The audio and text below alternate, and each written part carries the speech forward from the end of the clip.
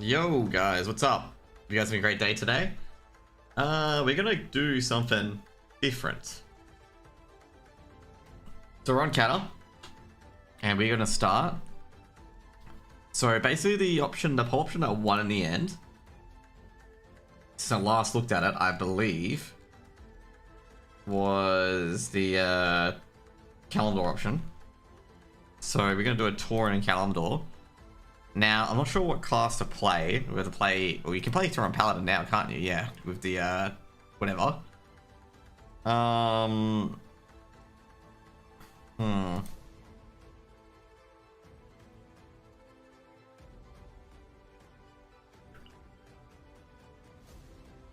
we're gonna play Tauren. I'm not sure what class to play. Druid, Shaman.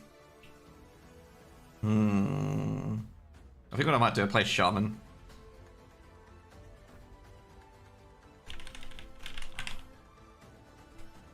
Got ourselves only Joshin.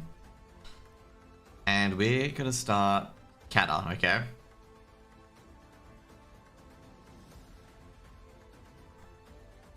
Good old loading screens. This is the old Tauren settings, and they've got a few changes here and there. Oh, you know what I forgot? The subtitles. This feels like the old Kalimdor. So the old Tauren starting zone. Oh, I guess they've added a few things as well.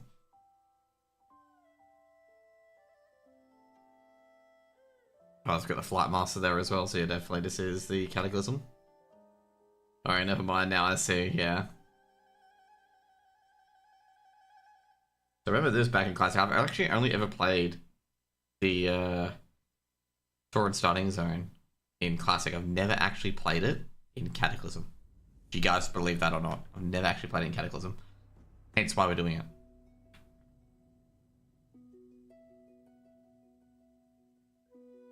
So as you can see, there's our guy there. Okay, so this little area used to be blocked off, and now it isn't blocked off.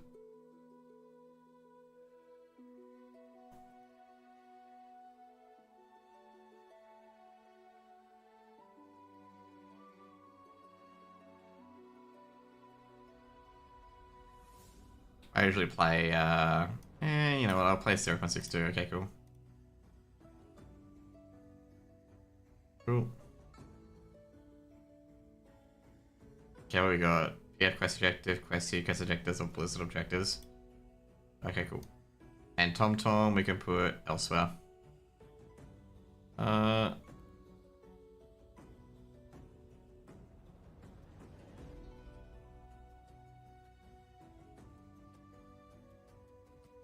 god. I always forget how much of a mess LVUI is. Like at the start, because it's got my old keybinds as well. How do we unanchor these? I forget.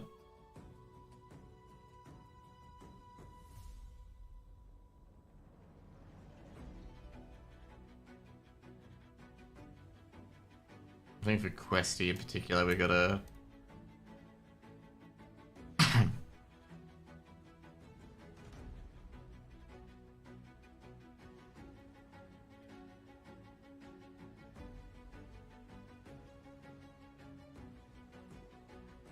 Okay, cool. So the action bars for Elv as well.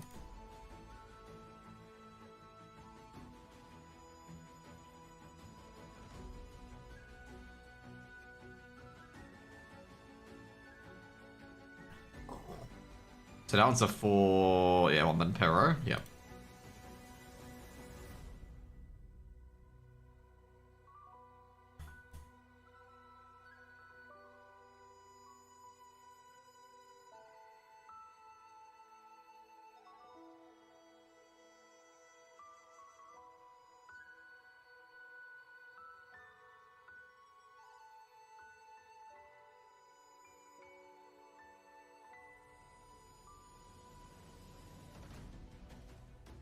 Yeah, okay, cool. Let's go.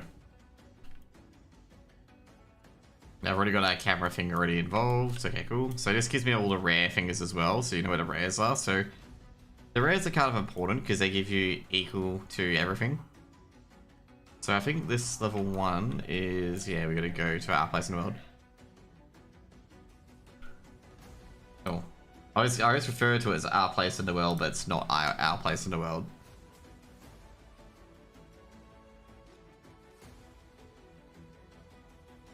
Okay, someone told me I got found and I made a visit. Some guys were looking for you because they wanted money. I have no idea what they wanted. It's actually legitimately weird.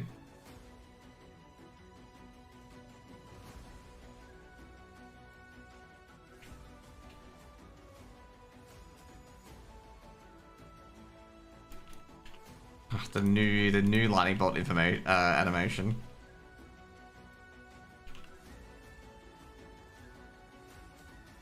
Yeah, friend trolling because they finally came back. Or yeah, because I was about to ban them because I'm just like, yo guys, like if you're gonna keep accusing me of like hiding him, I'm just gonna ban you straight up.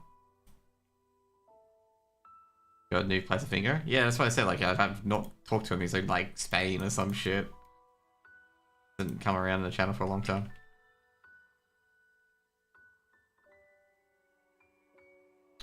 I think you scammed someone, to be honest. It's like, oh no, don't tell me like he scammed some shit.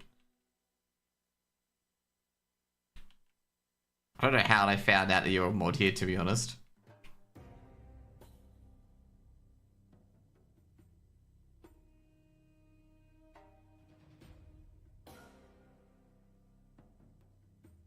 So you're gonna do the Tauren quest line. Oh, it's a bit laggy actually.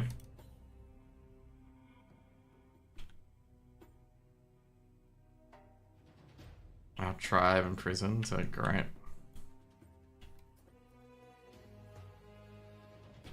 Oh yeah, that's right, I gotta check. Is it I gotta check the graphic settings. Is it Windows full screen? Okay, cool.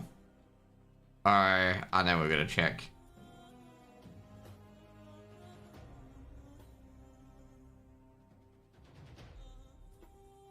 Oh god, I love this game. Cataclysm out of beta? No, Cataclysm, yeah, Cataclysm out of beta. I was off Twitch for a game I do play because that's Superbox, you know, shit, okay. I was barely online. Okay, we gotta find imprisoned people. There we go. Okay, cool. But Cataclysm, the expansion, isn't out. But the initial pre-patch is out.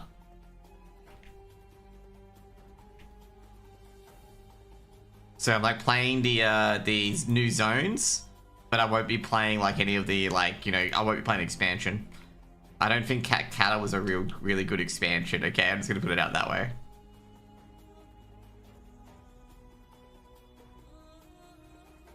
I'll just turn the music off for now, or put it a bit lower. But yeah, like I didn't think Cata was a good expansion for raiding. Time to waste my WoW life on WoW between teams. Well, I'm playing SOD at the moment, so it's a bit different for SOD. Holy shit, there's a lot of flight paths.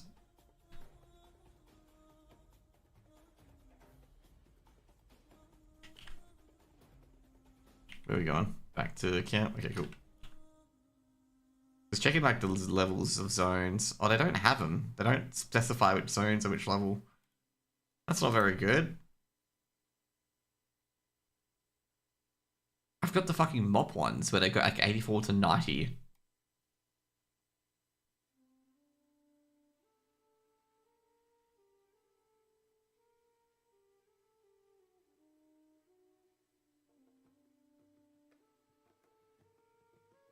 Okay, there we go. See what's the finish on lights to do? Oh, I gotta say, finish is the worst, especially the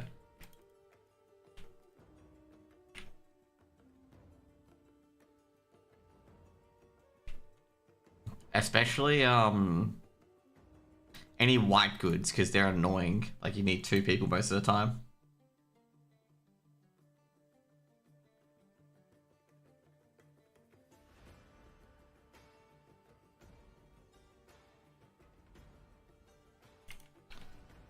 God, I love Alderic fucking trolling people. How's this Twitch all this time? Is WoW still alive? WoW's not really alive, to be honest. Is any plans for WoW 2? No. WoW split itself into 5 different games currently. Okay, there's also Classic Vanilla Era, there's Season of Discovery, there's Cataclysm Classic, there's Retail, and then soon there'll be, what is it? Soon there'll be Mop Remix, okay? It's in a pretty rough spot, not gonna lie.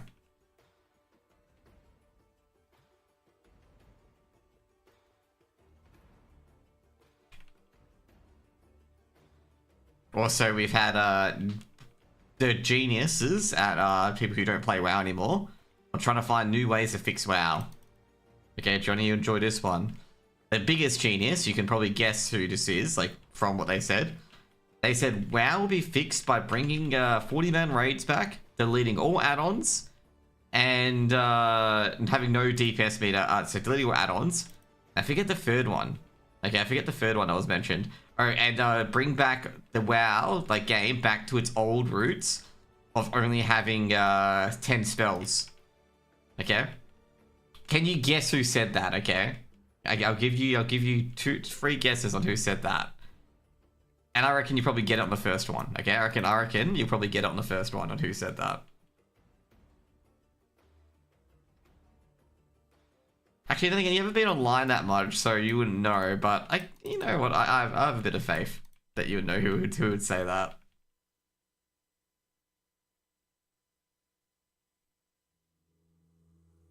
We talk about streamers or Blizzard? No, streamers. Hey, Optimus Man, what's up? The streamer who said that, okay?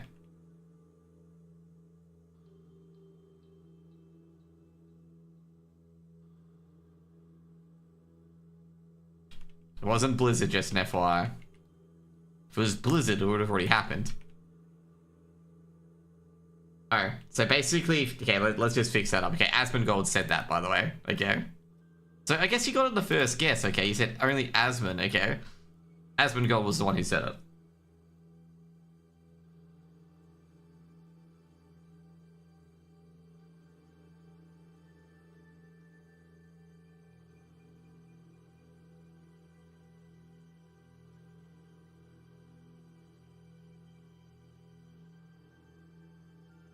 That won't work.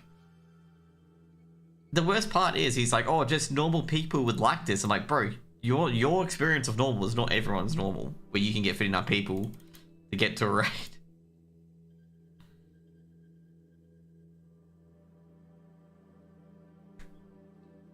Like, I think it's some of the world first people were trying to tell him, like, bro, that's not gonna work.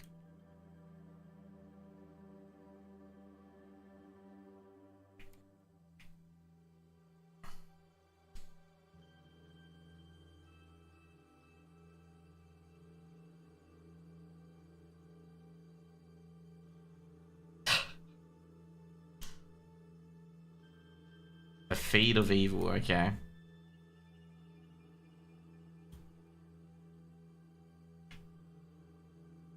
So I went to block. Okay, we went to, yeah, so I destroy it.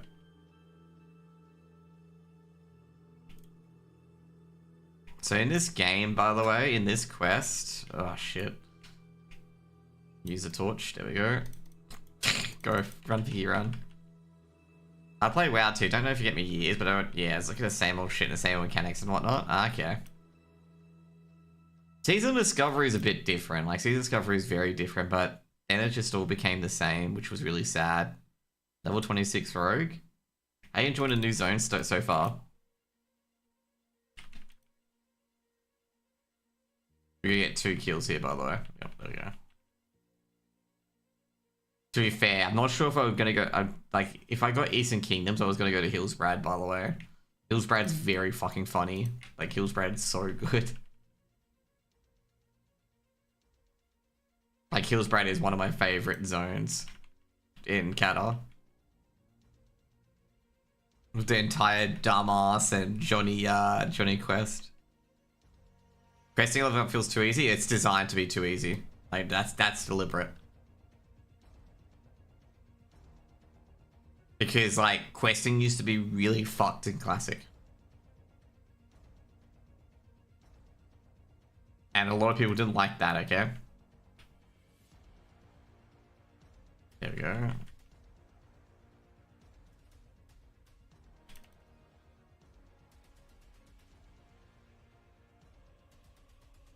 Okay, this guy will give me questing XP, which will give me a level. Oh shit.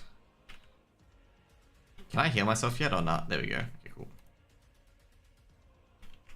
Did they give everyone like the guild buffs? They got fast track and I've got Mr. Popularity and I'm not even in a guild.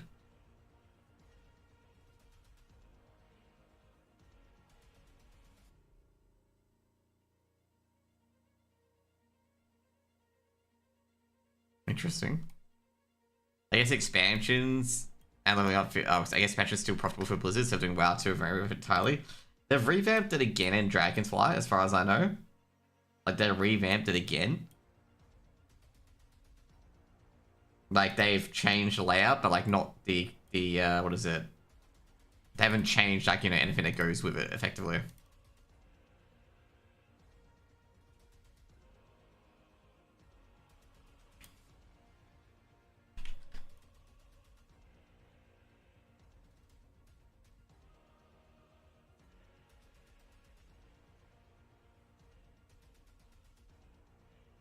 So this zone so far is that we're fending off a bristleback invasion.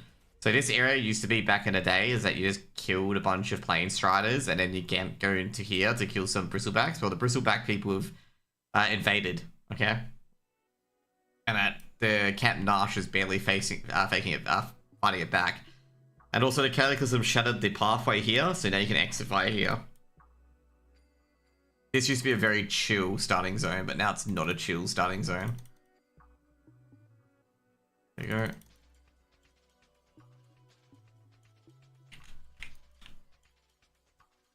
There's Primal Strike. There we go. So I'm assuming Primal Strike has hit the hit the dummies of Primal Strike. There we go.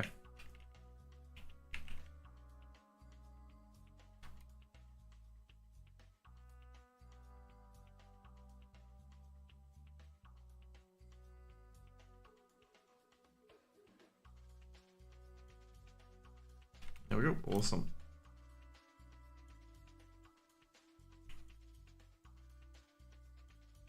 I like how I've got, yeah, I was gonna say, I like how I've got no progress on it even though I learned it. Okay, cool, let's go finish this off.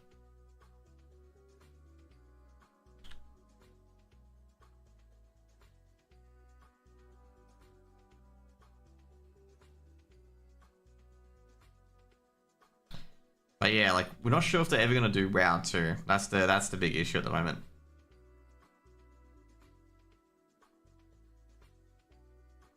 So the big downside I'm going to say here for WoW in particular, like with Kata, this becomes apparent as well, Optimus for you as well, is that you out-level zones way too quickly, okay? You have to skip zones to get to the new zone.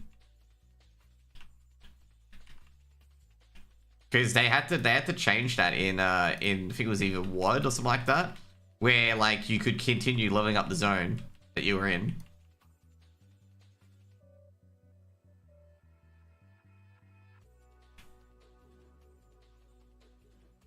So yeah. Do like the new spell effects though.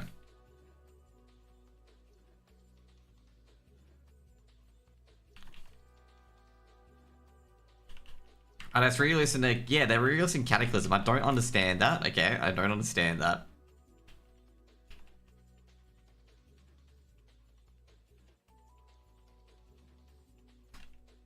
Like, people, like, they're doing MOP as well on retail. And people are, like, really unsure if they're gonna, like if they're gonna go past Cataclysm. And a lot of people have said, like, we didn't want Cataclysm. So they're, like, really, really confused at, you know, why we got Cataclysm, basically. Like, I'm even believing that Cataclysm's gonna flop. I'm excited for Guild Wars 3. They've got the war with it as well, but I'm gonna say I'm not too hyped up about the war within.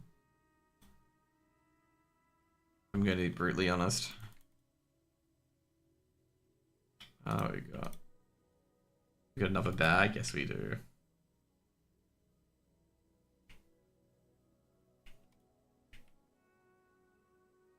Rights of the Earth Mother. I don't know what model was for as well. Classic, okay, but it's alright. Now, Kata, it's gonna catch retail at some point. Exactly. Like, exactly. Like, that's why, like you know, it's gonna be at a point, because Season Discovery's been just basically, like, at the start, they made mage healers, warlock tanks, rogue tanks, shaman tanks, and they, you know, had a real aggressive go at it where you could put runes on your shit, and those runes would give you certain abilities, whether it be tank abilities for shamans, rogues, warlocks, and also like healing abilities for mages and whatnot. Like mage abilities, like healing abilities was like bronze dragon flight abilities for healing and whatnot. And then they just literally gave up and just like half the not half the runes, like 80 to 90% of the runes is just copy and pasted talents from previous expansions and passives. Okay, like they haven't done anything super creative, okay, other than that first and phase 1 and parts of phase 2.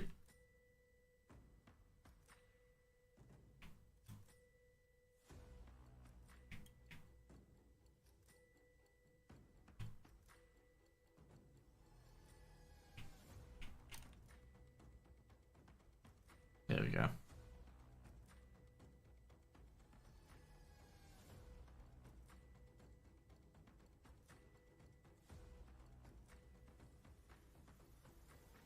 So yeah, that's been the big issue.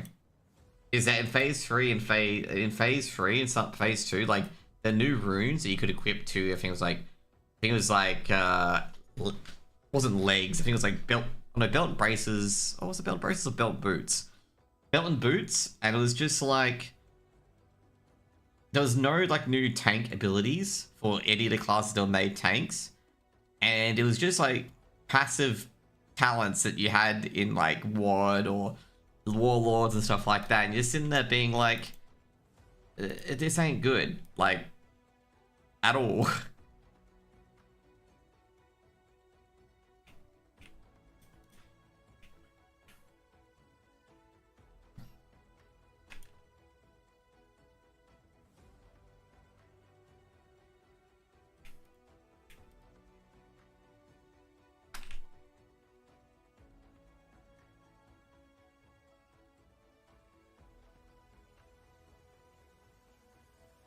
Just get skinning and herbing. Skinning and lever working.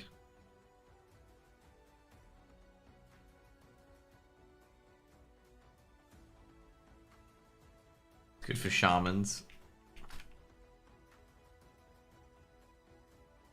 Okay, so this quest in particular is the token you get to fly to find the buff quest and hand in shit, and that's it. Should probably take up, actually, not gonna lie. I should probably actually take it up.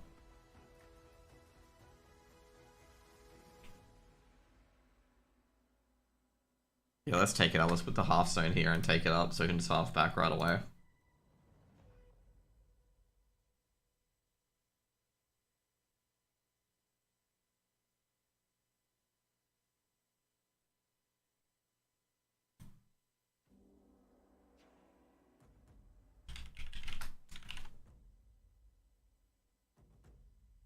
Yeah, we're gonna fly here, the right to find the bluff.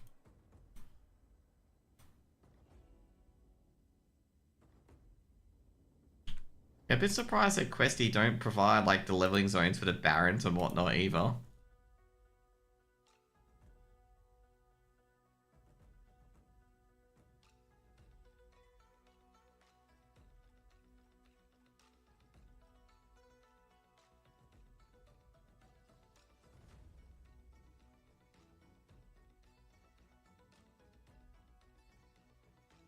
Look at those flight paths.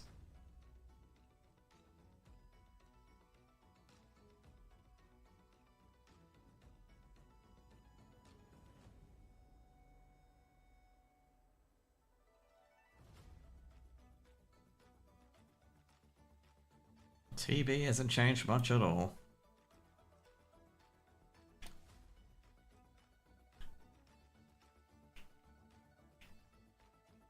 TB is still the retirement village of the Horde. Does Valor continue or is it finished? No, it's still continuing. Still continuing. They had the Elemental Dragonflight, okay. So what the Elemental Dragonflight were was that, so there's Dragonflights that accept the Titan's Gift, and there's ones that didn't. You know, they went with the elements, like the Twilight people. And, they got freed by, some random Grim Totem, okay. Yeah.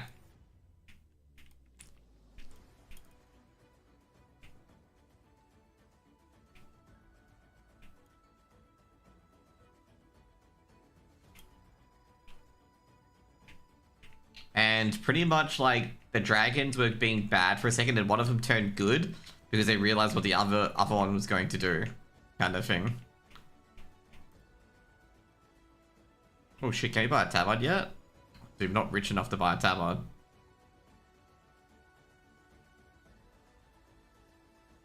This is actually kind of important because you can get a really good bag from being revered. Yeah.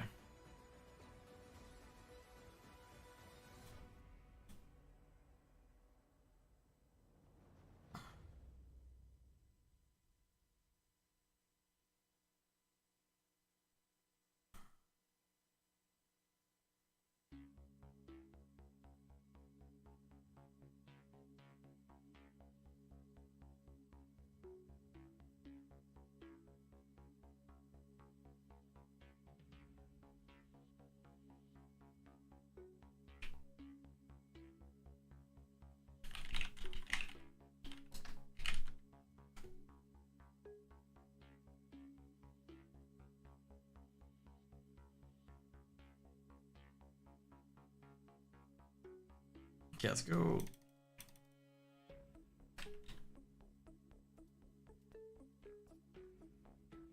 Okay, 0.94 eye level, guys, okay? I think I can apply for ICC, okay?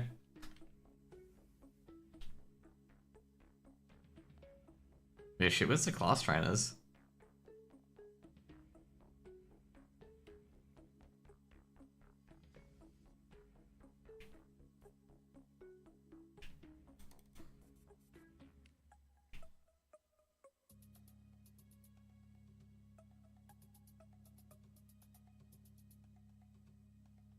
Yeah, let's see.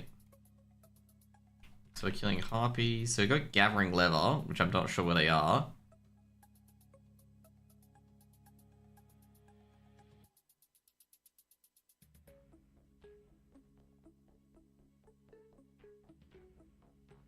Okay, I think the shaman's here. No. There we go. Got Airshock. Does Airshock interrupt anymore or no? No, it's Thunderclap.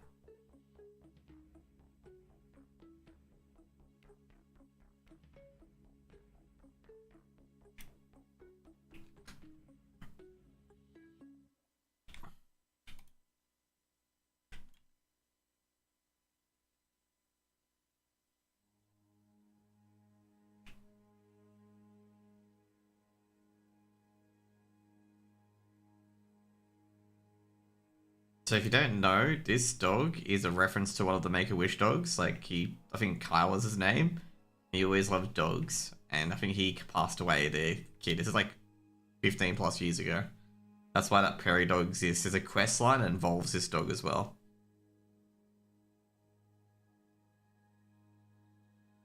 You can't kill him, he's a green.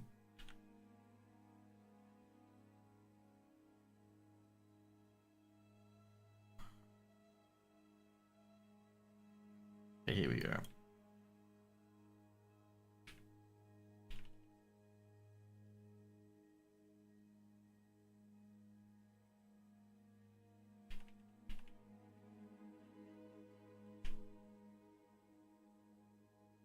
There we go. Maybe should go cooking as well. So yeah, pretty much we'll be going to the Northern Barrens as well first. They've actually done Northern, like, this is the funny stuff with Cataclysm. I've actually never done Northern Barrens. Okay? Like, I've only done Northern Barrens on Classic. I've never done Northern Barrens on Retail or Cataclysm. Like, we're going to be specializing zones that we don't usually do. Okay? So I usually always do Stone Talon Mountains, so STM. But we're not going to do STM. STM is one of the quickest zones and one of my favorite zones at the same time, but we're not going to do that. We're probably going to do Ashenvale instead.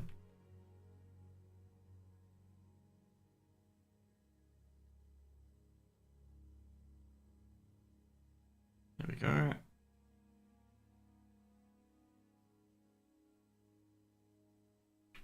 God, looking for group is such cringe.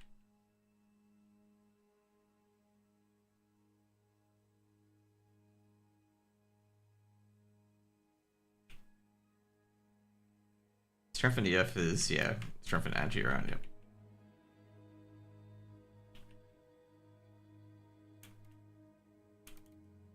I forget, do we have talents in this game? I don't think we do. Oh, you know, oh my god.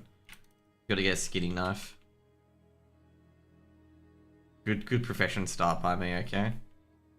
Forget the fucking basics. Forget the most important part about this game. Skinning. There we go, a Snaggle Spear so we can kill him. So if you ever want to speed level in this game in particular, just an FYI, all you have to do is just kill rare mobs. Okay, that's all you have to do is kill rare mobs.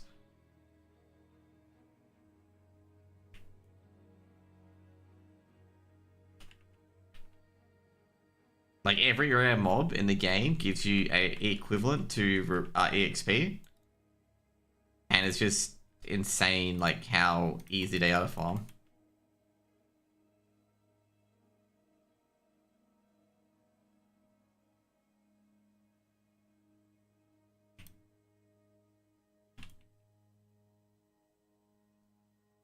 So yeah, at the moment, I'm level 6. To be fair, it took me like an hour to get the Barons last time on my warrior turn. On retail. I actually gotta say, like, when people were, like, when Cata got into beta, like, I saw people playing the new zones, and like, I saw a lot of people watching, which was really odd. I'm like, you know, you can play these zones on retail, right? Like, I said to some guy, like, bro, like, I can understand, like, pre-patch and, like, you know, watching, you know, Highshore and whatnot. But watching, like, the old zones you can play on retail, it's just, I felt it was a bit odd, okay? That's what I did, okay? I know you guys watching it now, and inadvertently include you guys in it. I thought it was pretty odd. Anyway. So, basically, with the Tauren zone, with Mulgore, it's mostly the same. With like killing birds and killing wolves and whatnot for the Imperial Wolf Paws. The main difference is that how you get to Northern Barrens. Normally you get the Barrens via the wall. Okay, so basically there's a wall in the way now of your exit to Barrens, and basically you can't get out the normal way. Okay, so that's the main change in the Tauren starting zone, is that you don't, is it different? You don't get the same way of leveling or anything like that. Like, it's very, very different.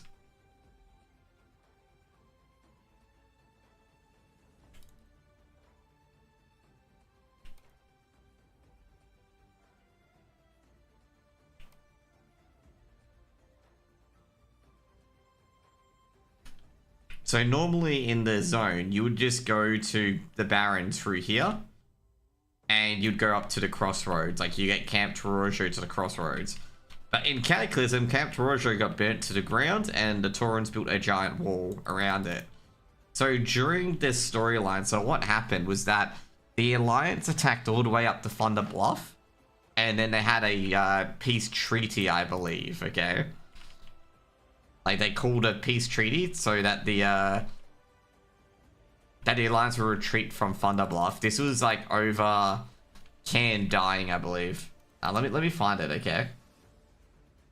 Let me find it. I'm very sure I've got it here, like the actual storyline behind it. But the Alliance got very, very close to getting into Mulgore, basically, from attacking from Barrymore and Northwatch.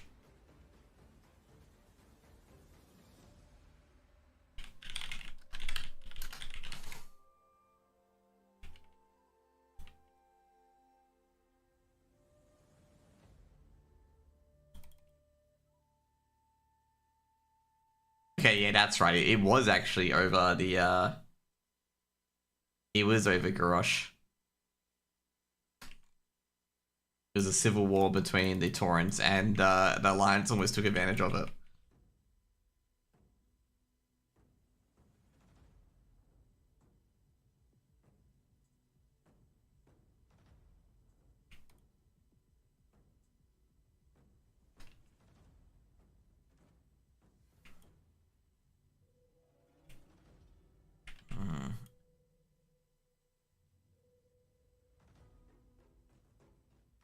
So pretty much what happened was that Can died to Garrosh because Magafar poisoned his weapon, and Garrosh was pretty pissed off by it because he wanted to kill Can himself.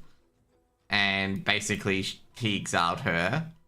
But then Magafar wanted to kill Bane, Can Bloodhoof Village.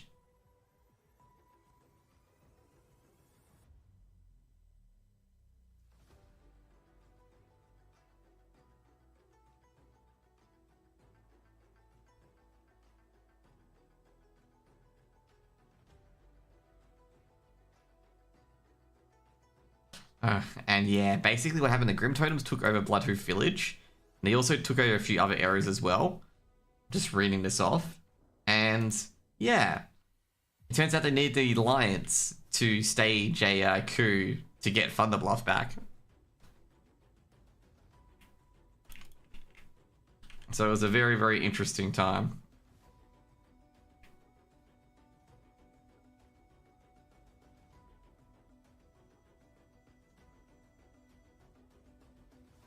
So the Alliance sieged Thunderbluff, and obviously they got the Grim Totem away. And away we go. Okay, let's get the skinning knife.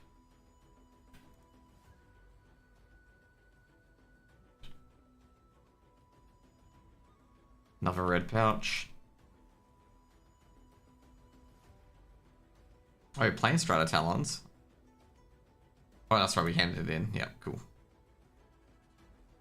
Now, as you can see here, we're getting quests to go all over the way here as well. Oh, we gotta go to Morin first of all. So you can see here that the ones that are not green are the ones we've killed.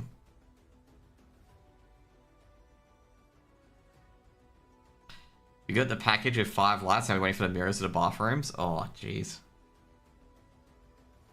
That's moving for you, okay? That's what I'm gonna say. Moving to a new area. It's just like there's gonna be things that are always missing.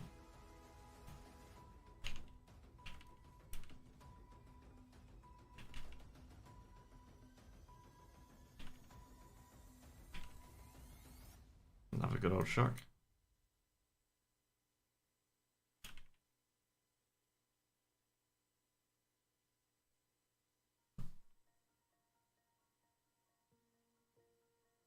Hey, it goes slow. We'll do basics and see what we're at or not. Yeah.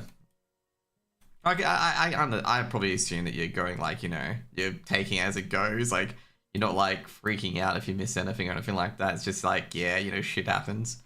You know, I forgot to skin the mob. So if you don't know, in this game in particular, like, skinning doesn't give you EXP, but I believe mining and herbing does. So yeah, let's get our professions up here as well. Oh no, I've got the new, yeah, that's right, I've got this.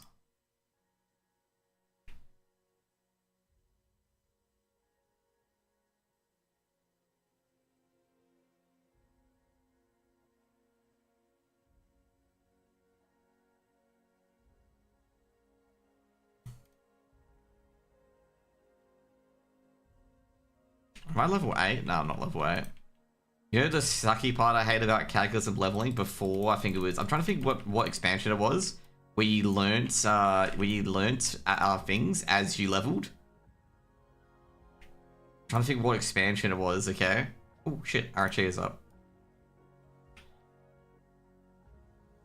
I want that expansion where like like as you level up, you get new abilities. Okay.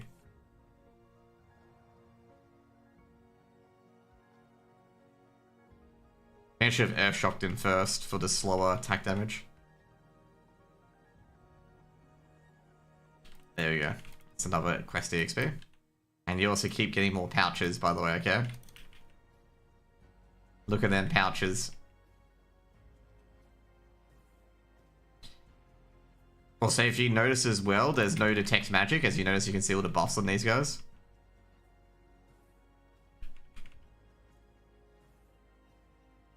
Okay, this guy should give me another trophy. Awesome.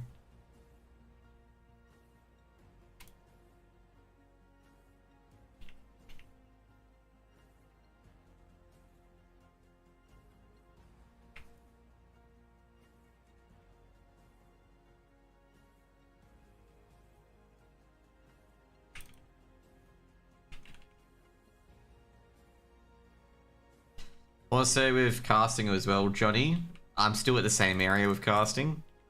Where I get like the odd closed casting and closed qualifier casting, and that's it. I say, you know, there was an event in Melbourne. There was an ESL Challenger in Melbourne, and I was a bit disappointed that I didn't get onto the desk for that, because like obviously it was on at the same time as ESL Pro League, and so what happened was that they flew one of the current players for CLG Red, which is Bibian, from America to be on the desk. And they flew Lucy Luce, who's one of the casters for ESL Pro League, to be on the desk from England, from the UK. And yeah, I was a bit... Like, when I say annoyed, I was saying I was a bit like... disappointed, you know, like, you know, you're just like, oh, you know, I thought I would be in that conversation, because I analyze the game and whatnot. I've casted a lot of the EU, NA, and AU scene, and I'm like, oh, I thought I'd be considered for that, you know, that kind of disappointment where you're like, okay, you know, I thought I'd be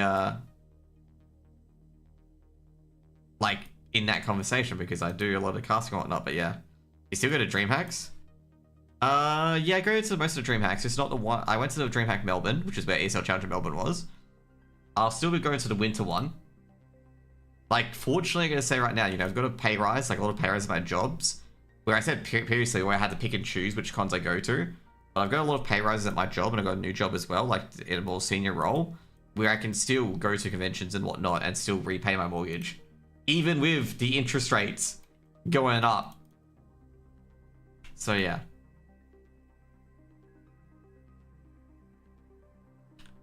So yeah, I still do both.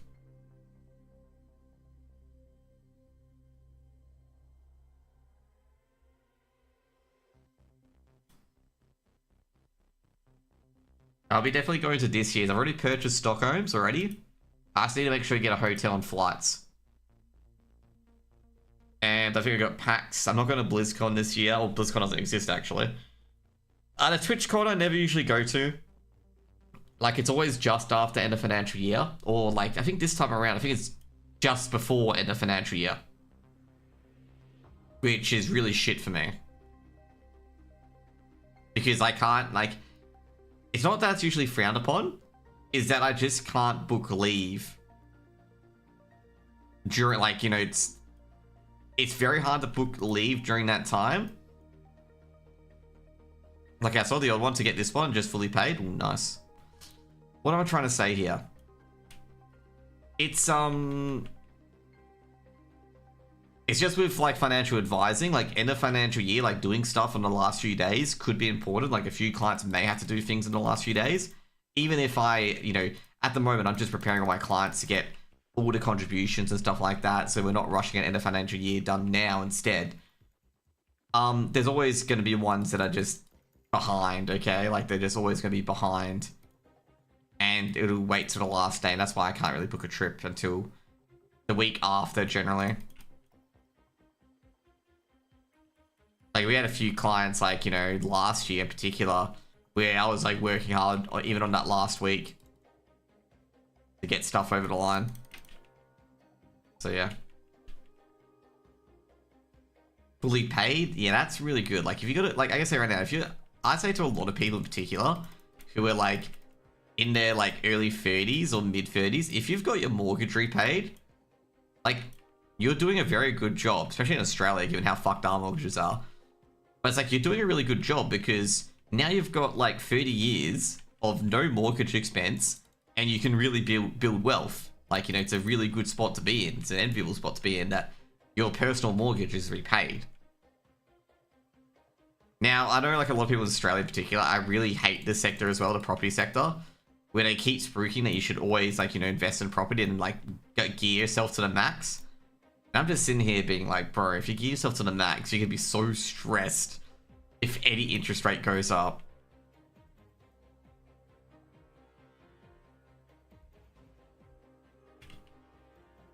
Like I had to talk, okay, because I was doing this as well because oh, that's stamp duty. Yeah.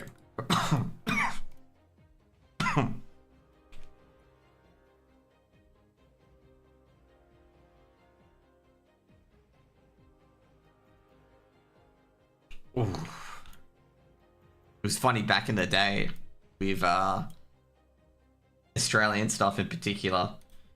They introduced the GST, which was a sales tax, and they were gonna use that to get rid of stamp duty, and it never happened. Okay, like it never happened. Like they kept stamp duty, but they like had promised to get rid of it, and it was just like people got baited. It's like it's a state tax. Like someone actually said to themselves and says, "Bro, you're asking the federal government to stop a state from charging stamp duty." Like, you know, you're asking another government department, and the government was just like, "Oh, we didn't know that was coming." It's just like, bro, you like guaranteed that they were going to get rid of it, even though they weren't. Like, they had no, like, even the states themselves, they said, "No, we never said this."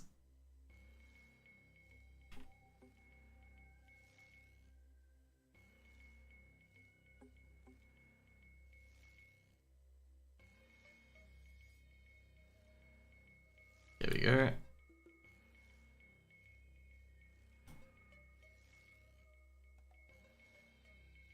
Getting that lever working up.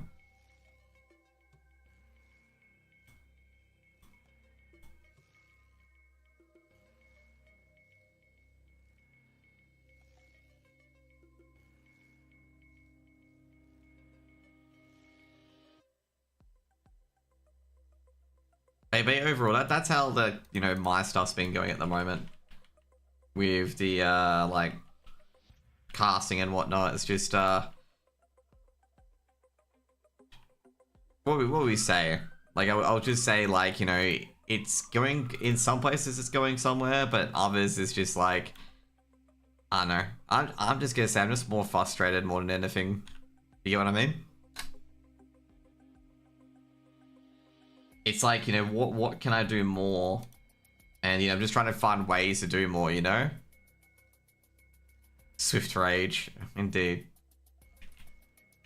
It's like, what can I do more to, you know, promote myself over other, you know, other people and other casts and whatnot, like to make myself look better, much better and stuff like that. And I talked to a lot of people about it because I basically, after ESL Challenge in Melbourne, I wasn't too happy. I was just like, you know, I felt like I should be on that desk. Like, you know, when you feel like like, this is probably like super entitled, by the way, but you know how you feel like, you know, you're good enough to be on that and that you're pretty confident that you'll do a good job and whatnot. That's what I kind of feel like on that. I'm like, you know, hey, I'll do a really good job on this. You know, I've already got a good resume. Like, I've casted a lot of these teams before. Stuff like that. And like, you know how when you look to your peers and whatnot and be like, hey, you've got a stronger claim here because a lot of the other peers haven't been casting CS too much. Yeah, obviously with employers, not much of that matters at the moment. Big part is luck. Yeah, like a lot of people said, like, this is what I got feedback on because I asked about this because I'm just like, bro, I'm just like full on frustrated because I don't understand. Like, I basically said to like the head of product, like, I don't understand why I was not chosen. Like, it just, like, I feel like I've got like a lot of the things there. And he basically said like it's more popularity and stuff like that than sometimes actual skill, because it's a very extremely competitive workplace, which it is. And I worded it in such a way to just not sound like that you should be giving me the job, because that's not at all and how I wanted that to sound, even though that's how it's going to sound like.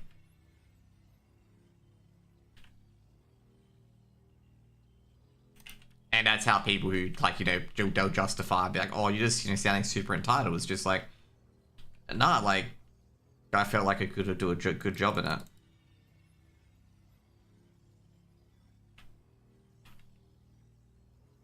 Like, that sort of stuff. Like, it's not like, it's confidence that, you know, that you were very well suited for the role and whatnot. I can say right now, I admit I was a bit overly critical of the desk at times. But yeah, nepotism is a size to say. I always say that as well. Like, you know, with nepotism, is that nepotism can be malicious, but it also can be just like good mates, like who are actually, you know, their friends are actually decent at the job and whatnot. It's not always what is it?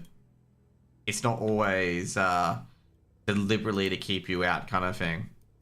But I basically said, like, you know, I think I'm writing an article about this, about the greatest frustration that I'm suffering at the moment, and it is discussing that. Did that wolf just jump up to attack me? And I discussed that in detail, being like sometimes it's just like literally it is the people you know, and you can get struck out purely because the people you know get into high, like people that you've had a run in with get into a higher position. Because my co-caster, for example, the one guy who runs the Riot tournament, stuff like that, my co-caster had a unfortunate run-in with him. So what happened was that my co-caster, he was looking for work in England to, you know, cast some new duos. Because I talked about, like, you know, casting with duos in our local scene, because me and him casting together is going to be really hard to get gigs, because he's in the UK and I'm in AU.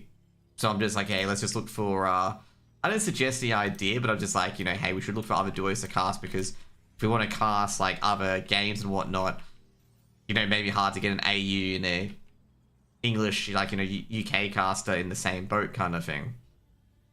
Anyway, so, you know, he went off, and one of the guys said, he's cool with it. Like, me and him are still cool, obviously, okay? Obviously, we're still cool, okay? I talk to him from time to time, and he's got his own full-time job. It's awesome. So basically what happened was that he was looking for a gig. Atriox, not the reactor Atriox, but like Atriox, one of the guys that does the Riot stuff. This is before he was doing the Riot stuff. He basically linked in chat, or linked on Twitter, that there was going to be some openings for a tournament to cast in Sweden. And he didn't advertise, whether it was just Swedish people only or anything like that. You lied? Nah, dude, I didn't lie. I said I'd be playing the old zones, but I would not be playing the actual expansion. But anyway. So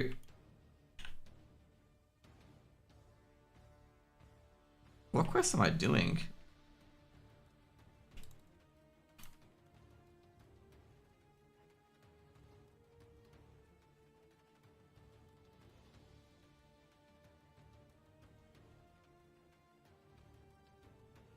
Oh, the documents, okay.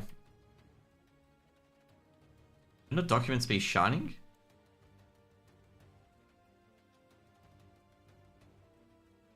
Oh shit, I could die here. Thank God.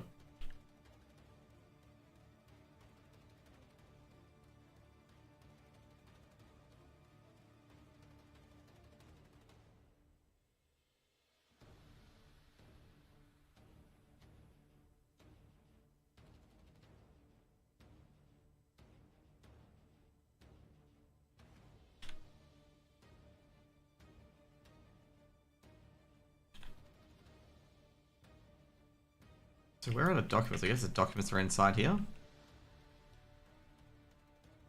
So anyway, so what happened was that what he didn't mention was that the gig was only for local Swedish casters, okay? Like, it was for English caster in Sweden, okay? That's what it was.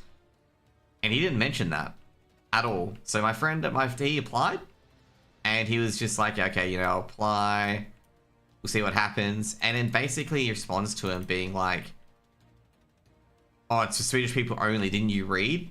And then my co-caster responded, no, you didn't say anything about it. Like, my co-caster was being really nice about it, okay?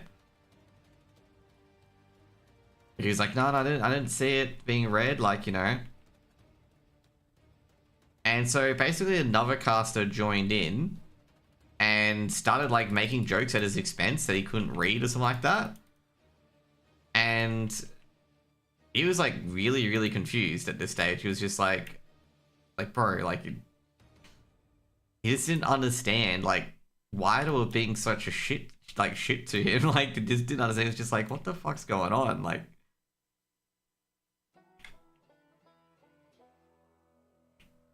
he was just confused about, like, you know, did he do something wrong or something like that? Like, he was actually just legitimately confused.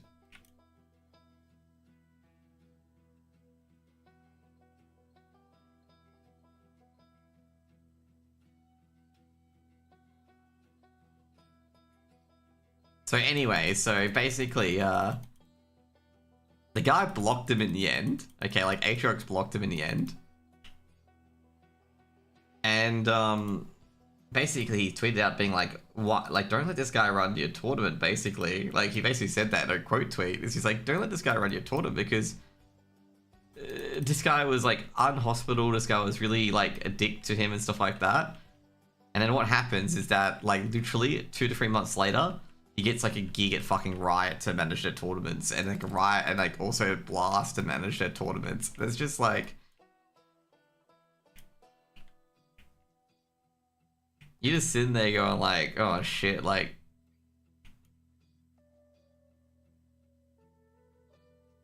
you're gonna get like no chance of getting any gigs because he's gonna be the guy directing the tournament.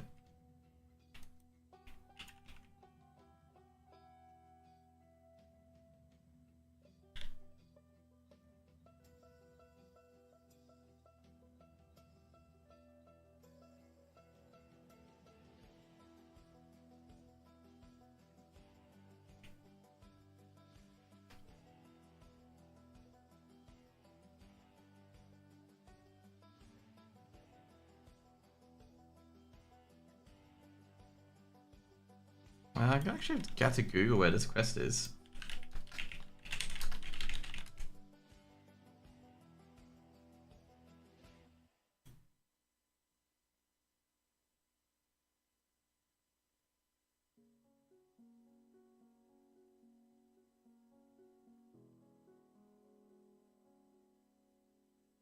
Oh, I have to go back to him. Okay, so he's down here. Would have actually helped if it says, like, go back to the dude.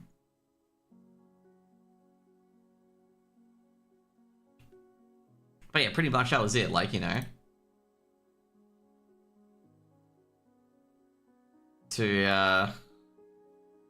Yeah. So, like, now he's blocked by that dude, and he's super confused, like, he still to this day just doesn't understand, like, why he did that shit to him. And, like, I know the other caster who, like, took a crap on my dude as well, and, like, there was another caster, like, in the CS circle, like, literally, like, making fun of him as well. And I thought that was really scummy as well. And it was actually quite funny because they were begging for work as well in both Valorant and CS too, okay? Like, they were begging for work and, like, you know, how they needed it badly, and I'm just like, after how you treated my friend, like, if I wanted to give you work, I fucking wouldn't.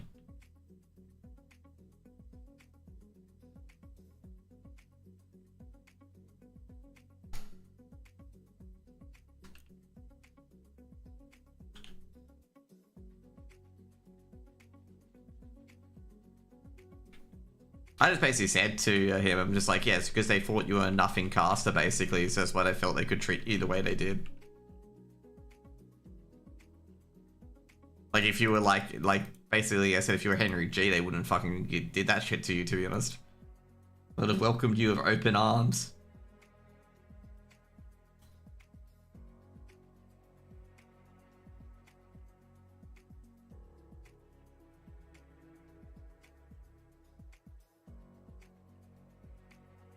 Alright, so this was a hand-in quest, so I'm really confused why that WoW thing's here.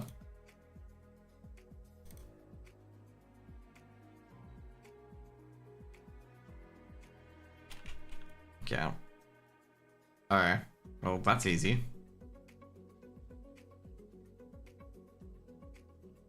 So maybe I should just, yeah, I could go kill them now. But that's just one example.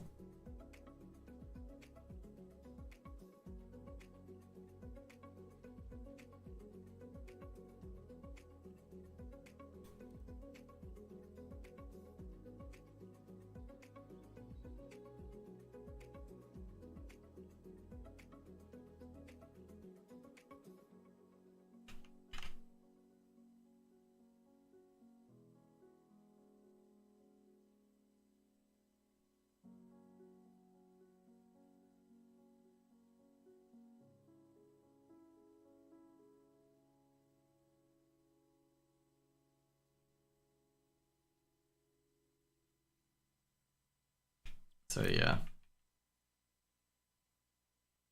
Like I say, that was like the most shittiest thing I've ever seen done, and like that's what I'm gonna write about in my article. Obviously, it's not gonna name names, but I reckon this person's going to respond when I put this article and try to spin it out that he didn't do that, even though his tweets are still up.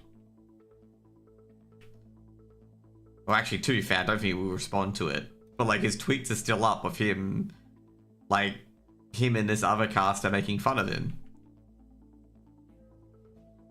But yeah, I was gonna say, like, you know, some people go, oh, they even said, like, you're gonna learn to take a joke after they're calling him a fucking idiot. Like, seriously. Like, that's what they said to him, I believe. Let me find the tweets. But they said something like that, which was joking and stuff like that. I'm like sitting there going, like, holy shit, like, bro.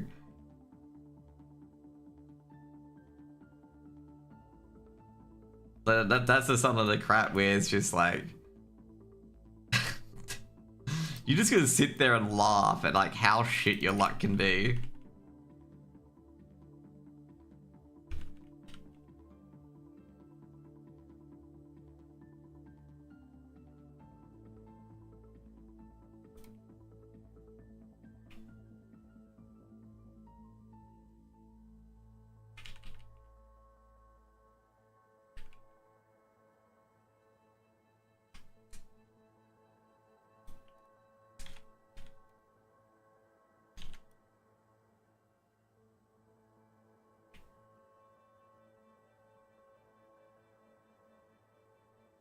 Yeah, I didn't want him to kill that. Oh yeah, shit, I forgot it's Cataclysm, it's multi-tag. I keep forgetting that. I don't need to group with him.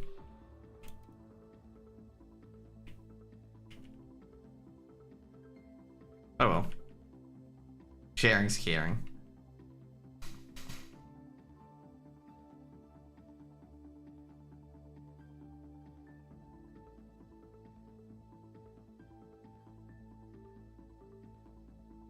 Oh damn, he left my group first. Rip.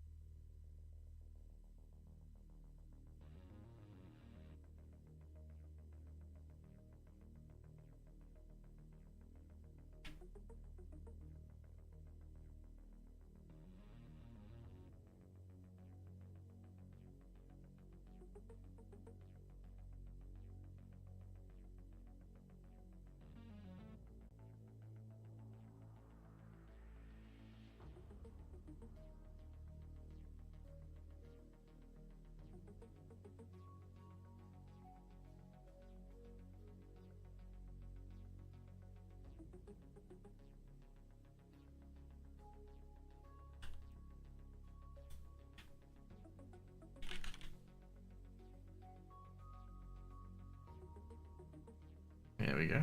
Goblin Masher. Have we got talents yet? Oh, we're level 9. I think we're level 9. We get the quest from him? Yeah, we did. Okay, cool.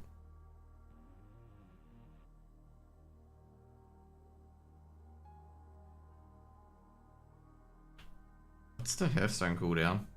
That's 30 minutes, okay.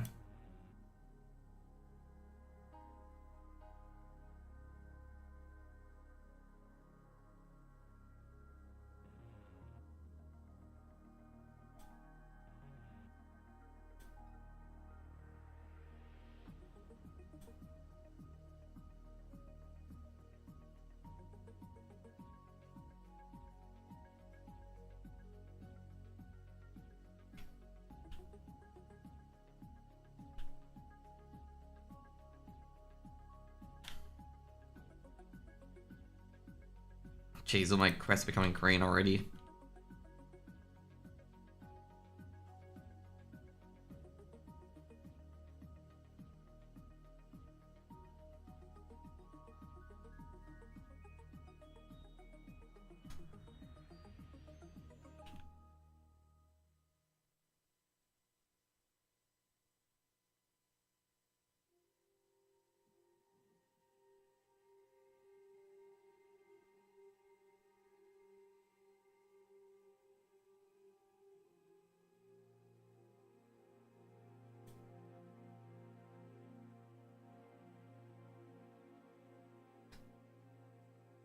Oh, that's why I got a Mazaranch quest as well.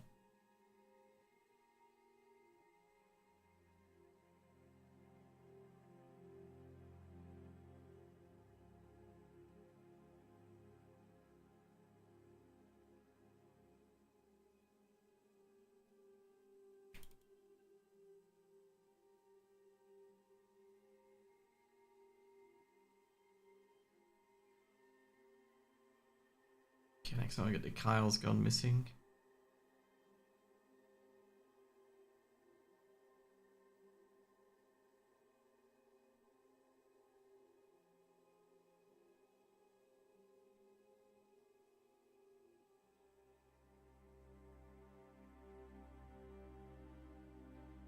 Like whatever Blizz does the next WoW MMO, it makes it sound more dynamic. WoW looks too slow in the beginning now these days.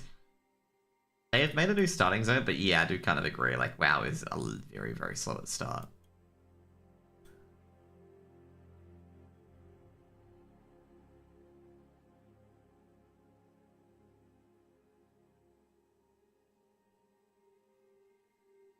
So we gotta find Kyle. So you see that dog there? That's Kyle. We need to find tender meat, okay, to feed Kyle.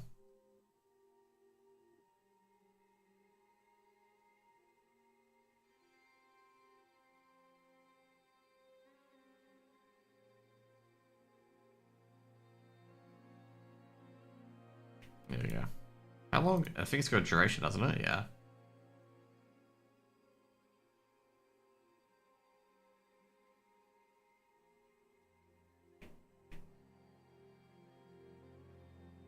I'm sure they can do that. You get a new character, but I'm sure they can do something more experience, more exciting. Definitely.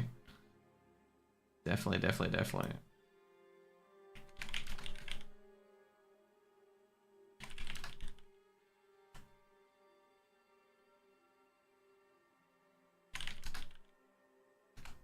Like, I definitely agree. Like, the Tauren starting, to be fair, the Tauren starting zone is like a retirement village, basically. I'm gotta be honest about the Tauren starting zone. It's like literally a retirement village.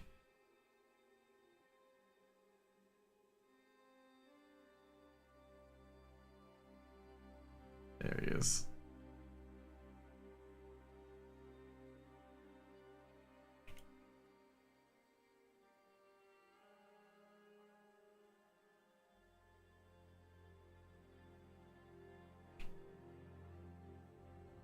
There we go.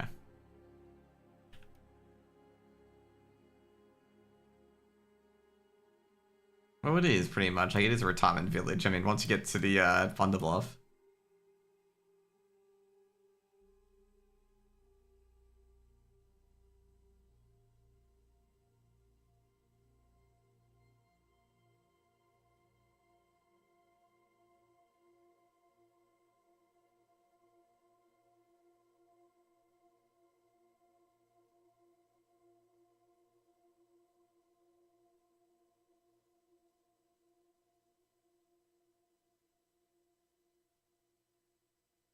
Easy cleanse.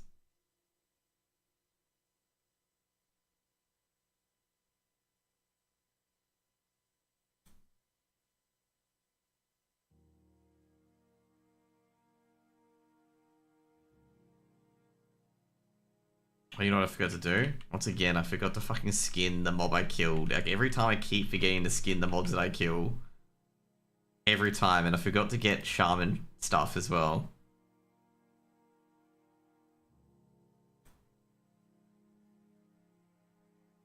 To be fair, my skinning's at level, do you have this anymore? My skinning's at level 22 at the moment. With level working, it's pretty easy to level up at the start. Like, you can just level up by just making light leather.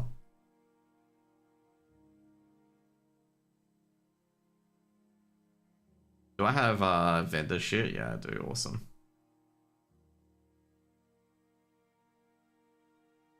Oh yeah, by the way, Johnny as well, I got a dual PC set up. So this is on a display capture, so yeah.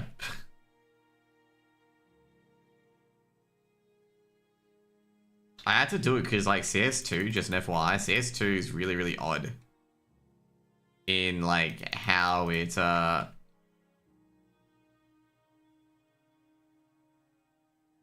it works essentially. So like basically I could get like negative, like not negative FPS, but like a lot lower FPS than I would like at times.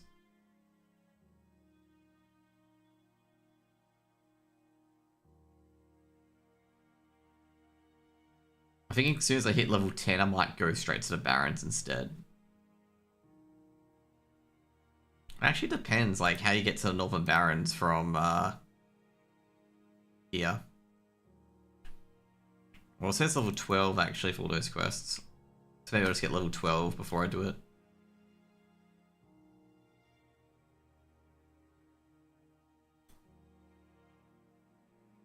But yeah, I had to go get it because, like, with CS2 in particular, and a HUD, like, I've got a new special HUD because you need a HUD for CS2. Because CO2's overlay is just dog shit. So yeah, so basically I got one of those. And yeah, it's been really good. But yeah, every time, like, you know, it put a lot of stress on my initial PC. So I had to change it and put some more stuff on, basically. Like, I had to, like, you know, have a separate PC for, like, just gaming and whatnot.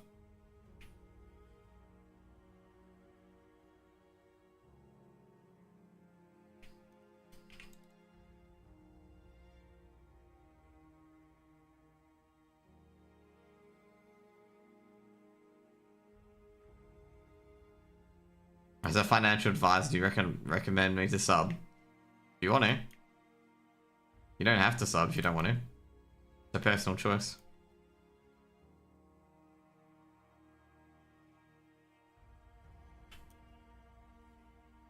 Like, if you feel, you know, stuff like that, would it be a good investment? You shouldn't be subscriptions more entertainment. It's not really investment.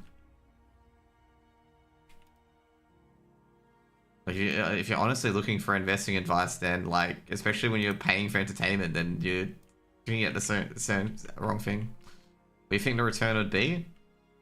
You're trying to seek a return on a thing that isn't an investment. That's the wrong idea to look at it. Imagine asking for an ROI on an expense. On something you can't measure. It'd be a pyramid scheme? I don't think you know what a pyramid scheme is.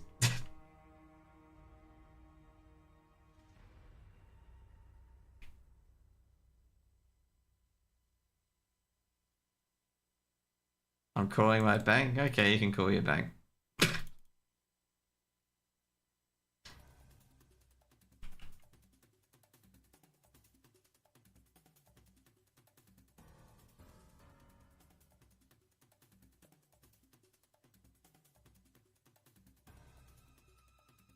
It's the first time I've heard subscribing to a person you have a choice to subscribe to is considered a pyramid scheme.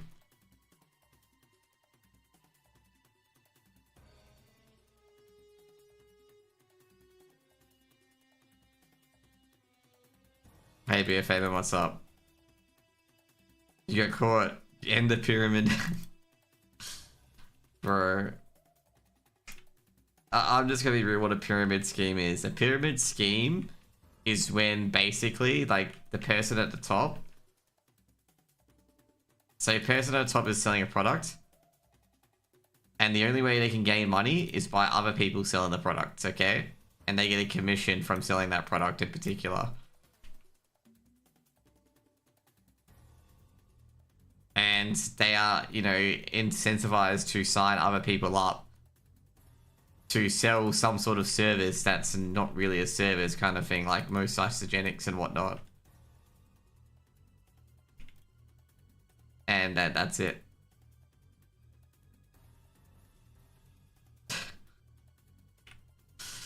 Me asking for a subscriber for providing an entertaining service is different. If you don't find it entertaining, then you don't have to pay. Look at that stance. It's a secret labs chair. Just because I look like a pyramid doesn't mean it's a pyramid scheme.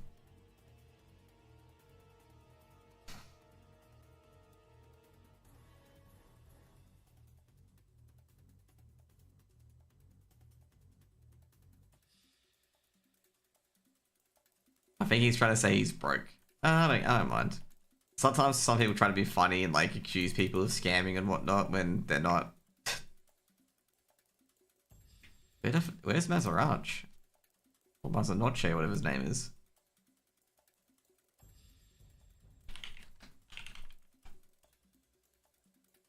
I'm assuming the paladin killed him. Yeah, probably.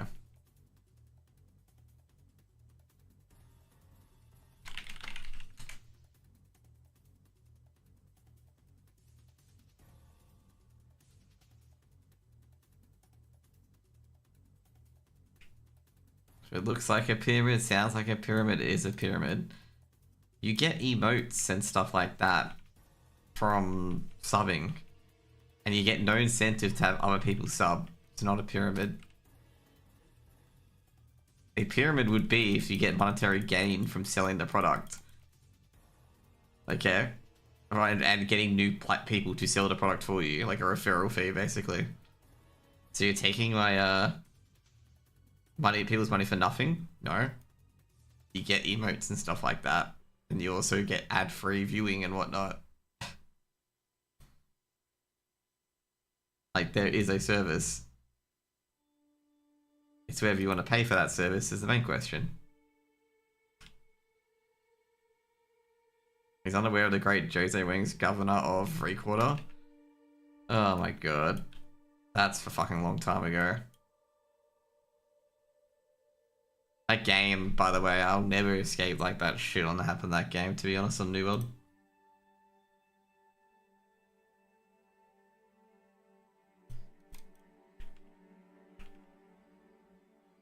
And Shows his best friend. I don't talk to Shows or any of the people in that game anymore. I'm not happy with people like that, to be honest. Like, my god.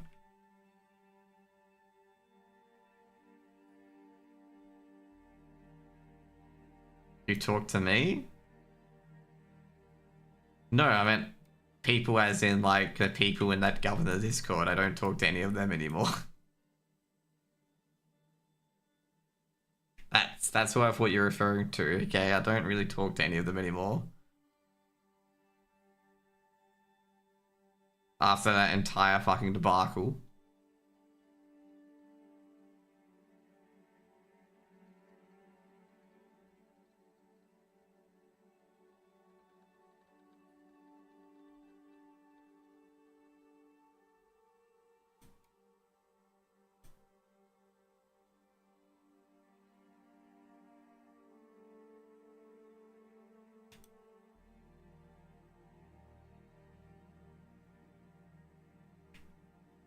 Calm the spirits.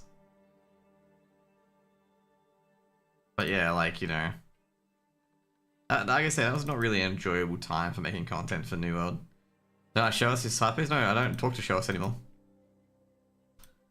I removed a lot of people from New World that were just absolute nuisances. Like, they were just absolute pricks to me.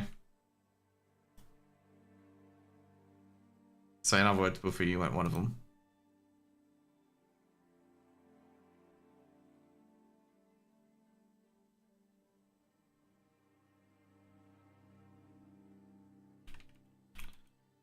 Don't tell me they're immune to nature damage. Thank God they're not.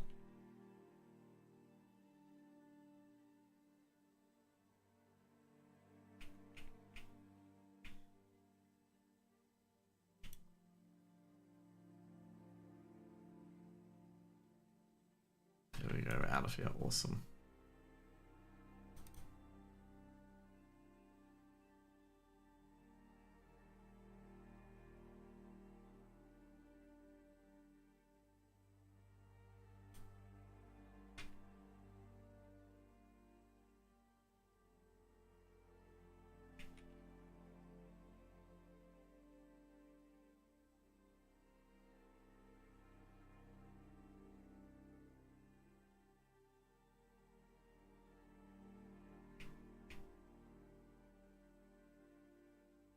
Am I gonna get level 10 here? Yeah, I am. Yay, I got level 10.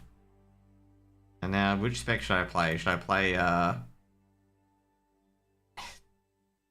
play, Enhancement or Elemental? I think I'm gonna play Enhancement, actually.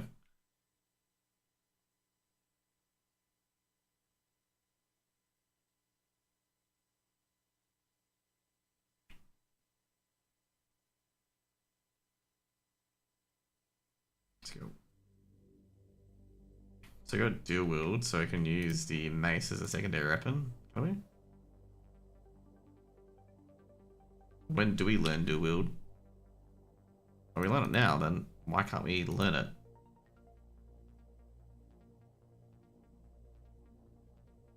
Alright, because the ward mace is a main hand. That figures. Searing totem and flame tongued weapon. Okay, cool.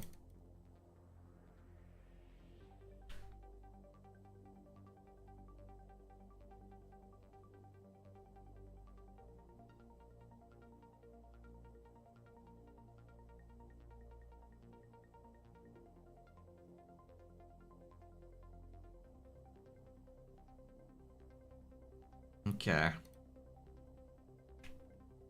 I didn't realize there's actually trainers in here. Weaponsmith. Let's just get another tomahawk. Yep. Put those on.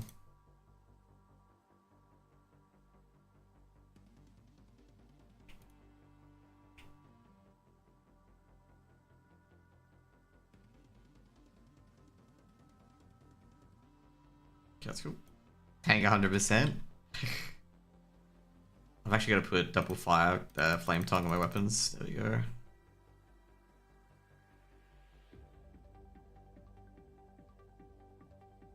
So Thunderhorn cleansings here, and yeah.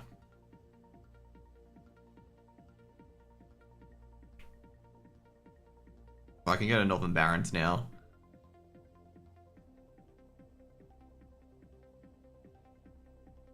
I think after this quest I can probably fly up, because I probably don't need to do this one. The Hunter's Way or Preparation Ceremony. But then again, I think most of Thingo's quests are level 12, right? Yeah, they are. And we're level 10. We don't even get Ghost Wolf yet. Or to be fair, this will tell us when we get Ghost Wolf. Is that level 13? Level 15, I'm not sure.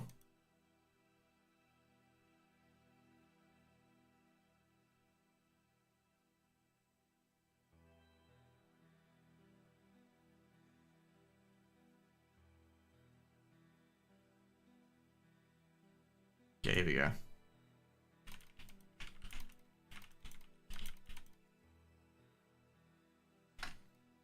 Yeah, you get like a huge power increase the moment you hit level 10, you get like a huge power increase.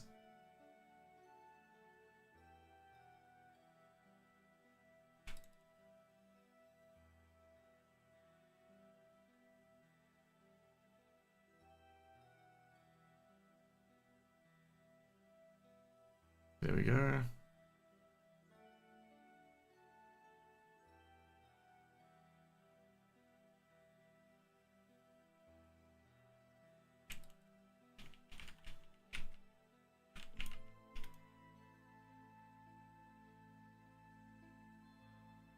I just realized someone went through here, didn't skin everything because they're not a skinner.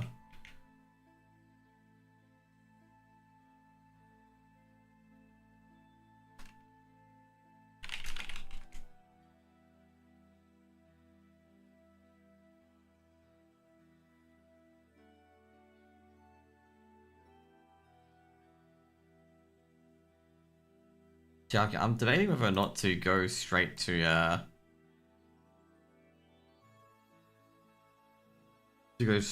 Northern Barrens.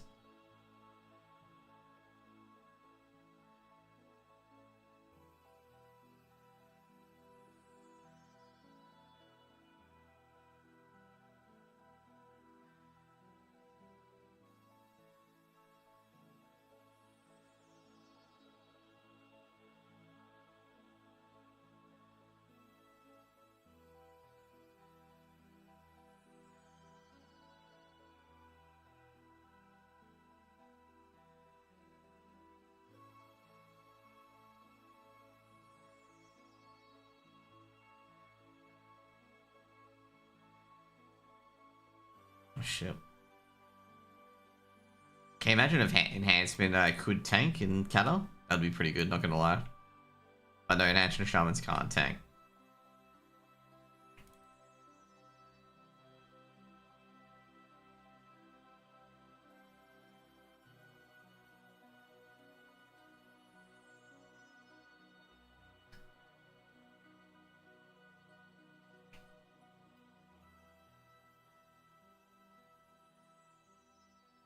Alright, we can go to the next area.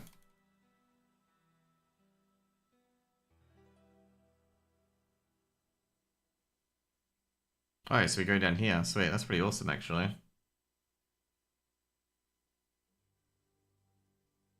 Whee! Be right back. I'm gonna get a vanilla Coke Zero. You know what'd be funny? If we find Masaranch now.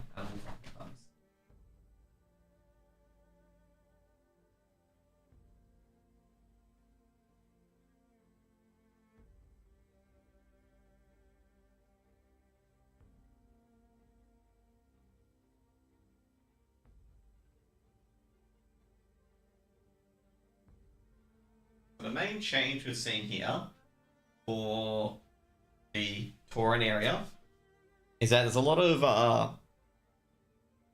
like, you know, of course, sort of like there's Flight Path, of course, at Bloodhoof Village. We got the Rake, which is a rare that's shown up. But yeah, so basically a lot of fast travel points.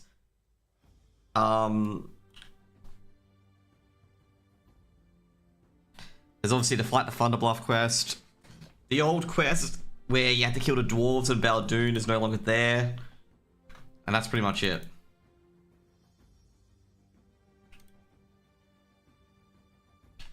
And now this is more of a newer quest. There's a new there's a new village here. So all these people used to be in Bloodhoof Village. Or on Thunderbluff. So this is like the newish areas. So we're gonna go down this way to get the, you know, Flatland Prowler-Cores, and then probably get down here and pick up that rare.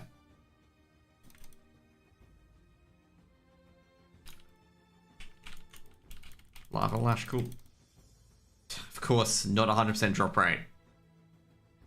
Never 100% drop rate. Never lucky.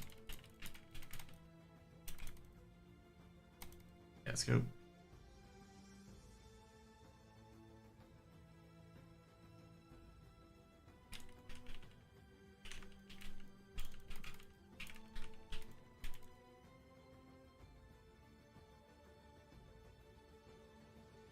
I was gonna say, it's interesting that we don't have a quest to kill those people that fly. Those annoying mobs. So pretty much the storyline for the start was pretty much the same for Bloodhoof Village, but basically you're just essentially killing the Venture Co and freeing the and also cleansing the wells. So there's 2 wells here. You also got to cleanse one of the wells up here as well, but I think that may have changed with Camp Sungraze. So there's no like last spell to cleanse, because like used to be a lot of people, the NPCs used to be all here, and of course trying to get back to Bloodhoof Village was like absolute pain.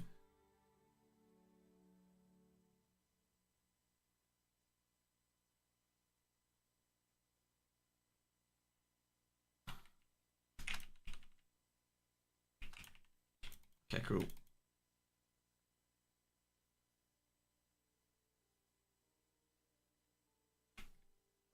Hopefully you can find a rake while we're going over here again. There we go.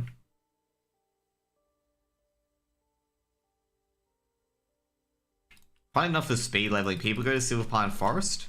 That's one of the best areas to level, because you can use the carriage to go from different places to pick up the things.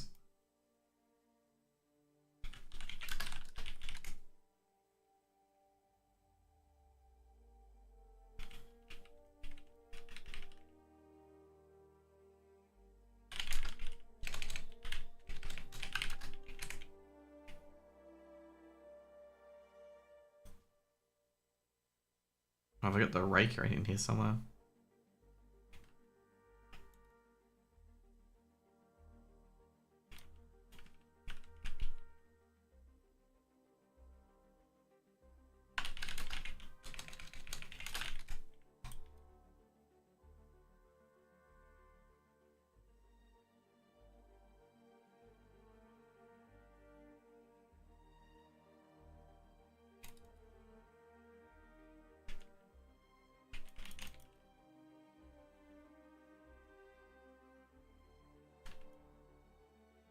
Actually, legitimately annoying me this rare.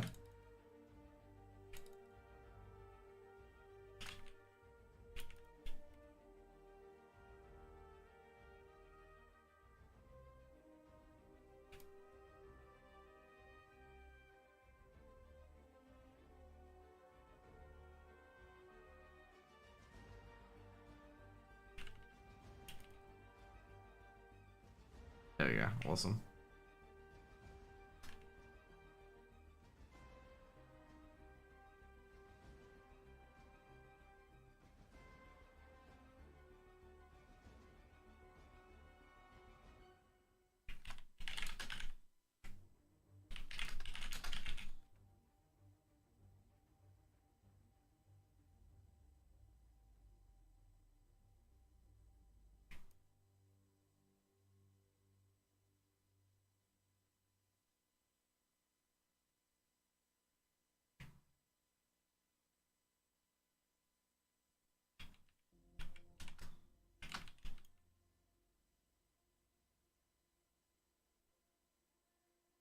What does flame tongue weapon do? Does it increase oh, that's magical damage, okay. I was actually gonna ask, is that I'm very sure it's the magical damage one.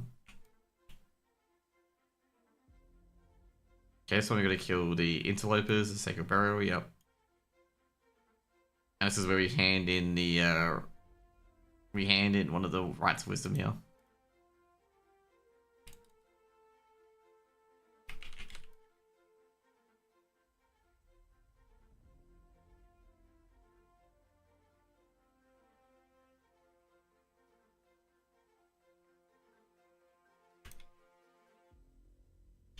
What's the name? I have no idea, man.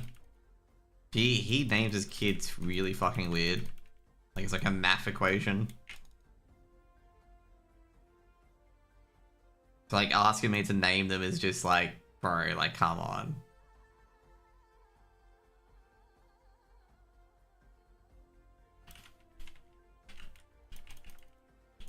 Fuck, they dodged.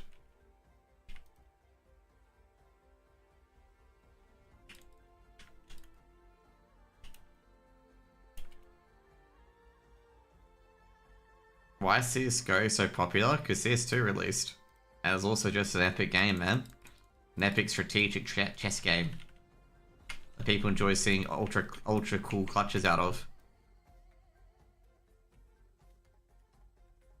Oh, it's Bane Bloodhoof. I just realized that. Bane's here.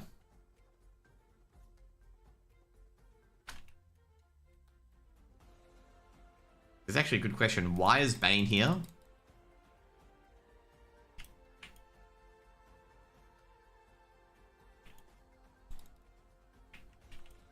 But it's popular because it is, okay?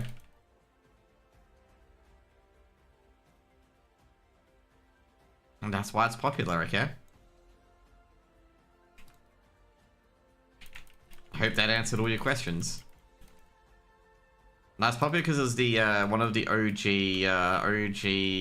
FPS shooter games that pretty much like stayed the same throughout its entire edition. Like, you know, never changed its main thing. You know, it's all focused on 5v5 and whatnot. I mean, a lot of other things did.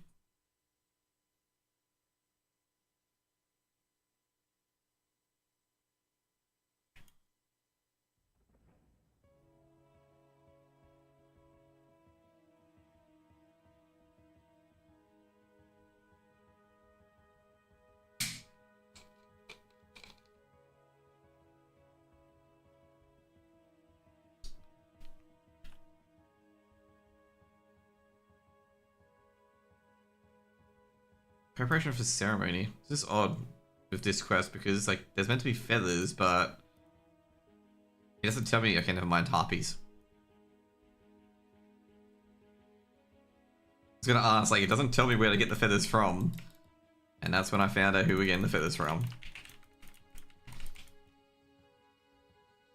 So pretty much this is playing out the same as the vanilla WoW. It's playing exactly the same too. Just use your Crusader Strike and slap into them, bro. But this is playing exactly the same as... Oh, shit. That mob just storm striked me for a lot of damage. I gotta be careful. So yeah, this basically reminds me of, like, vanilla. So basically, vanilla, you have a quest like this as well, where you gotta kill the harpies.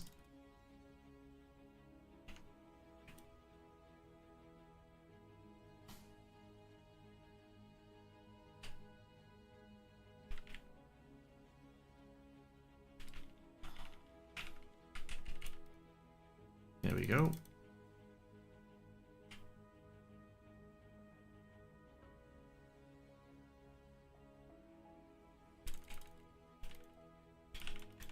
Big crit. Is there any weapon skills anymore? I don't think there is. Nah, cool, awesome. You know what I hated most is fucking weapon skills in this game. Oh my god. The amount of frustration I had with fucking weapon skills in this game.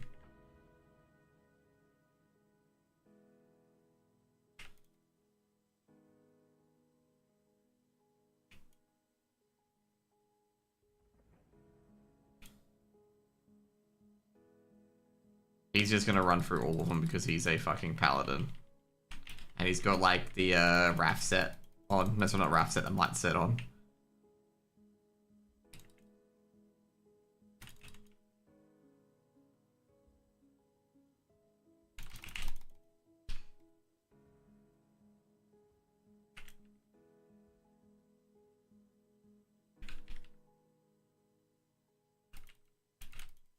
There we go.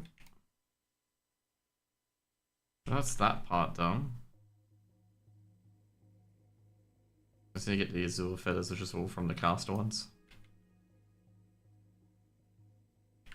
I'm actually going to get level 11 from here.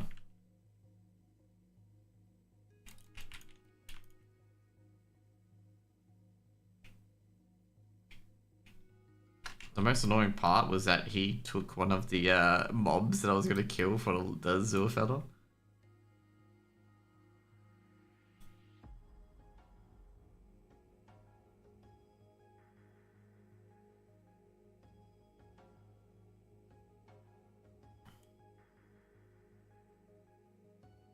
There we go.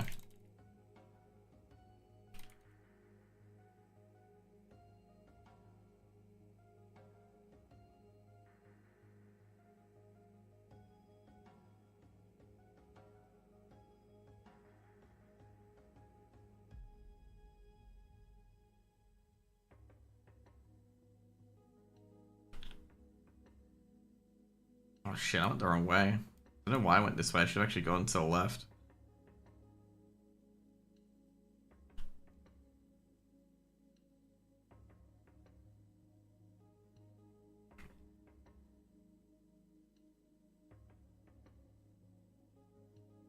I'm so cursed for AFL tipping this year, by the way. Like, I am unbelievably cursed, okay?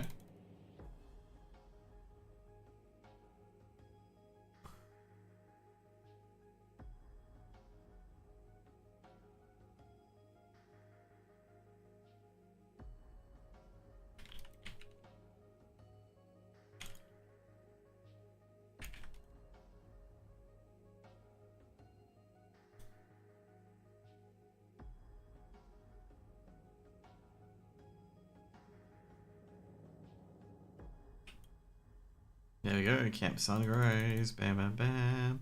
Ooh, we got some actual green loot. We got another talent point. I like how all I gear is just like +1 stam. Will we get a weapon? That's the real choice here. Will we get a weapon?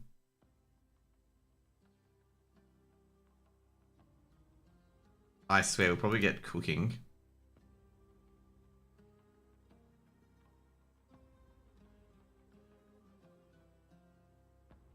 Is any one hands that better or no? Not.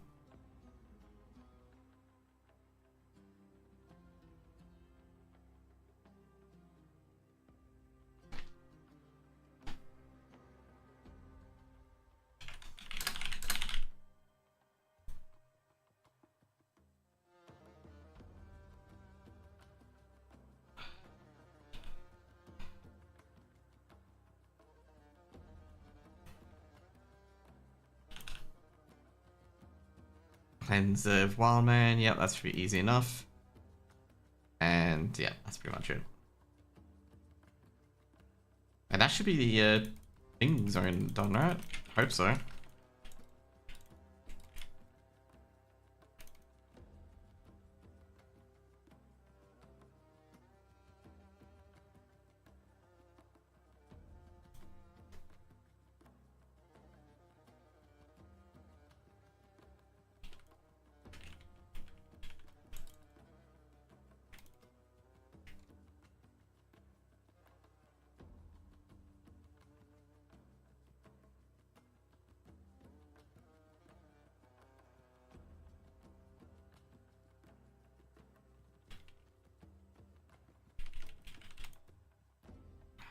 Fucking Grim Totem Doors.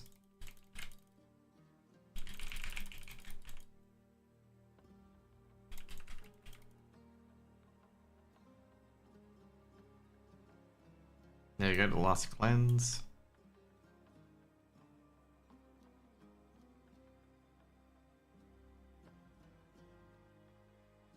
I'm wondering if we actually go up here. I'm not terribly too sure if we do.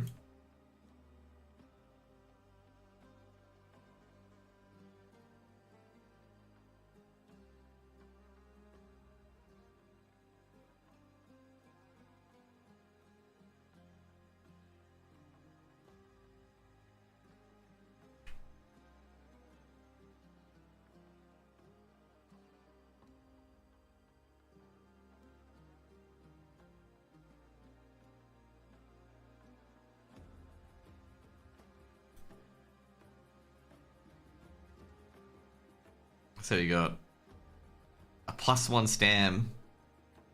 Journey into Thunderbluff.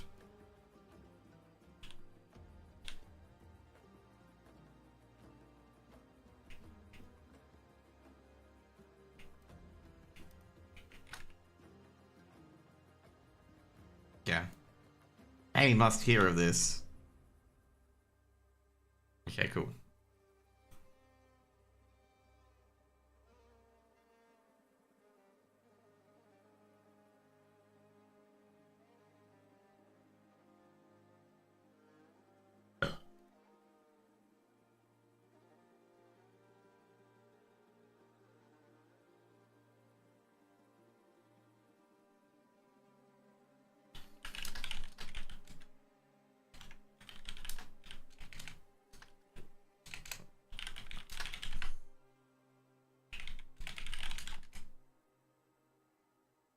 Yeah, there we go.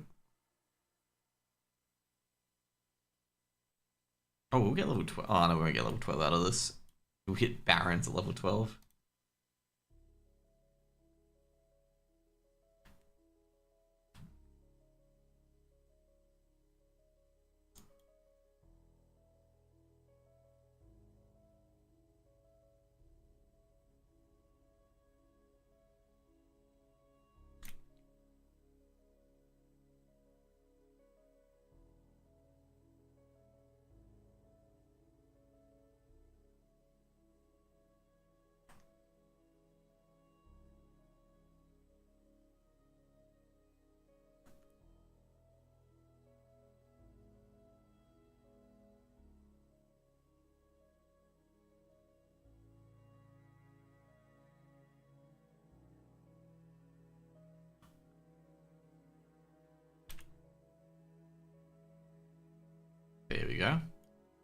You know what the funny part is?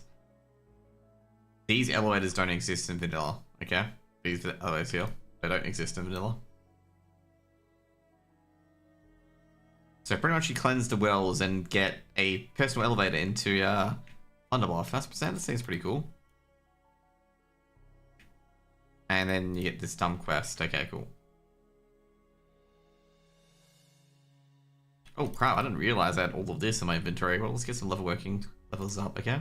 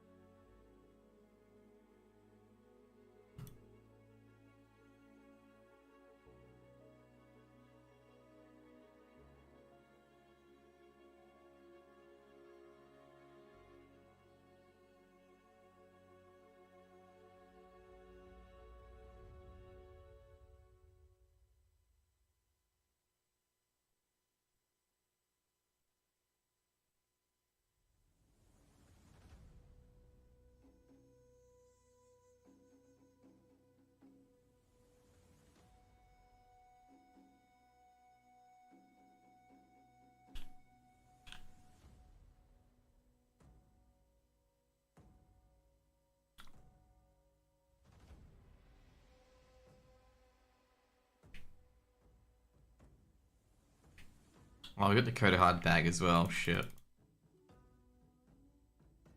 War dance.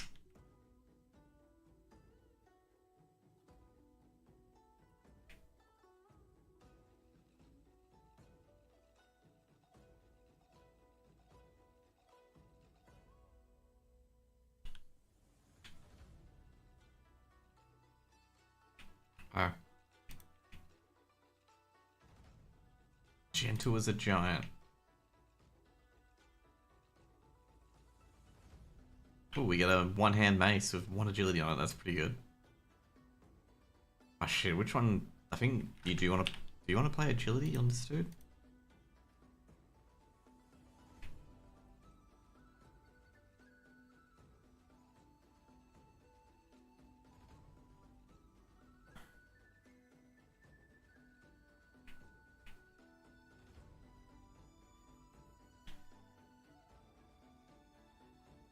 Oh, course for it. Awesome.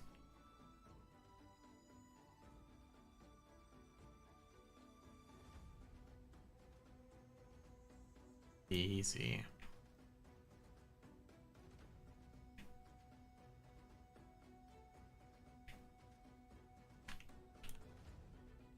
I wonder if I can drop.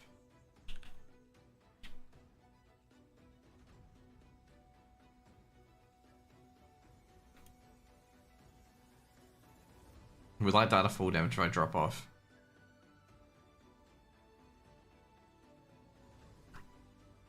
We'll find out shortly, okay?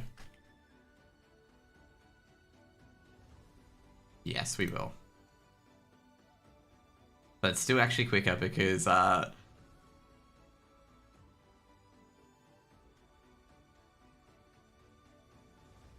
somehow surprisingly quicker given we're near the elevator.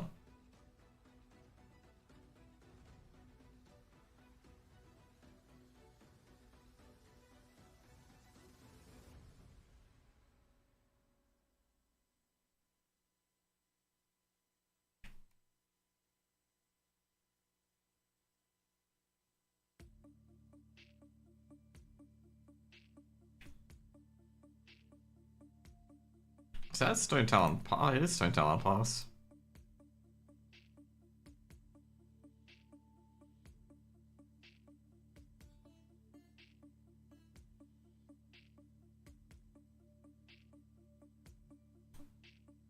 Boom, boom, boom, boom.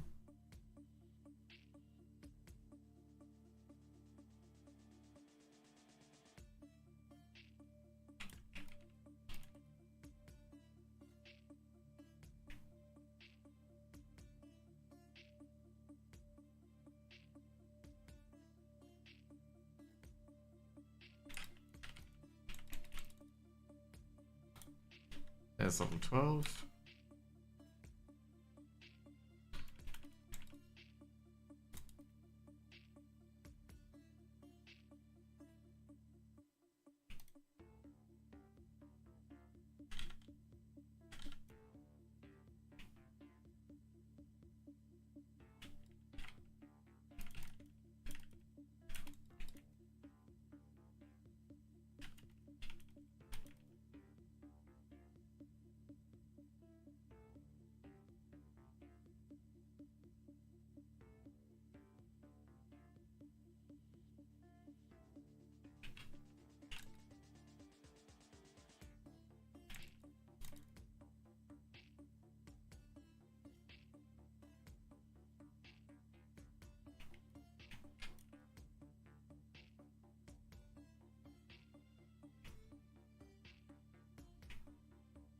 This isn't over. It is for you. Damn, Bane one-shot him. Easy.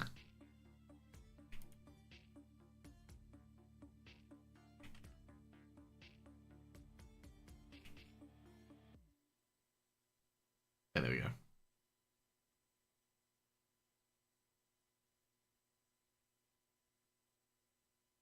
I thought I got a talent point each level, but clearly got one at 13. Okay.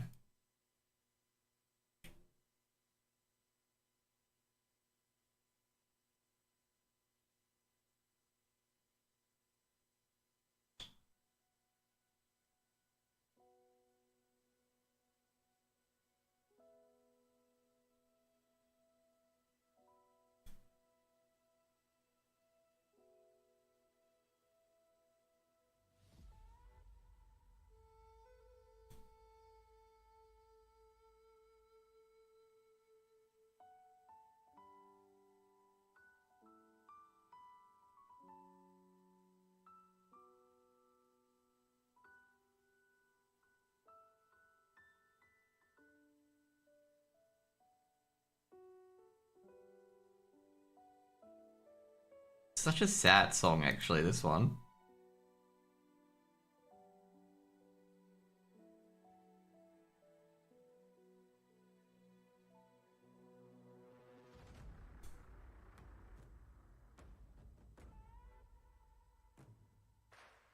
There we go. So we finished Mulgore. That was very interesting. Orno Grimtotem. If you don't know who Orno Grimtotem is, he's actually one of the he's actually in the book as one of Magfa's sons. Oh no, he's the bodyguard of Magfa. If you pay attention to Classic, he was by, like, she had two Grimtotems by her. That was her sons.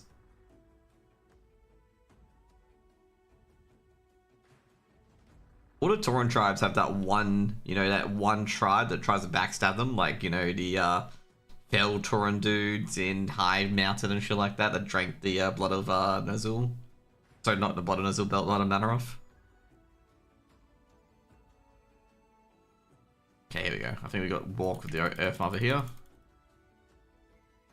I'm not sure what to go with, the Strength Weapon or the Agi Weapon.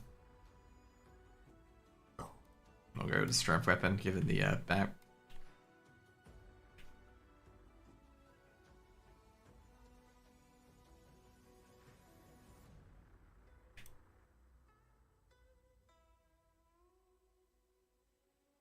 Wait, what? Oh, jeez. I didn't look at the weapon. Oh well. It's a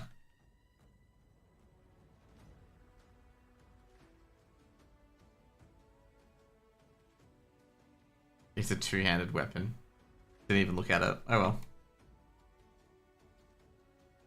Oh, that's right. We should get that. Nah, okay, never mind. We won't be doing dungeons anyway.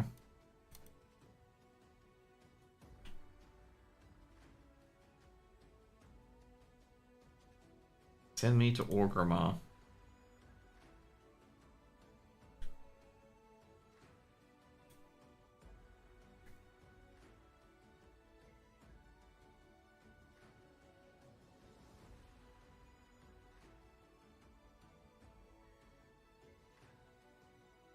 So if you want to highlight something with the Tauren in particular, so this area here, which is the Southern Barrens, is now blocked by a giant wall, so the Great Gate.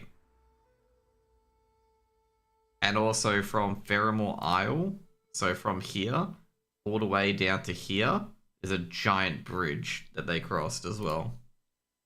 And also in Honor's Stand, which I believe is here, there is Alliance Guards now as well.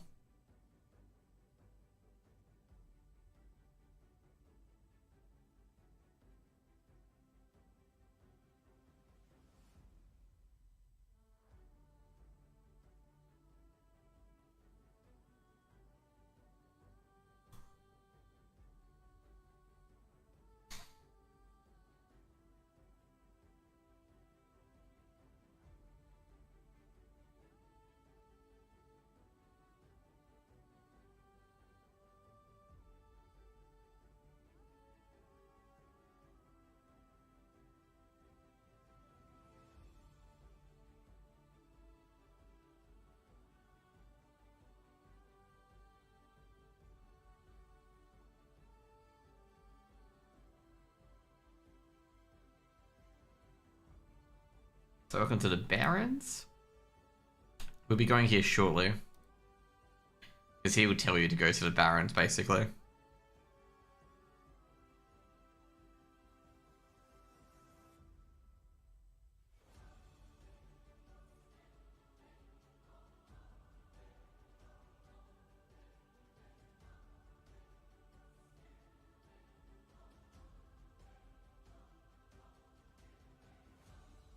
I think I might buy something from the AH as well if I can buy a one-hander weapon, but I don't think I have enough gold. I'm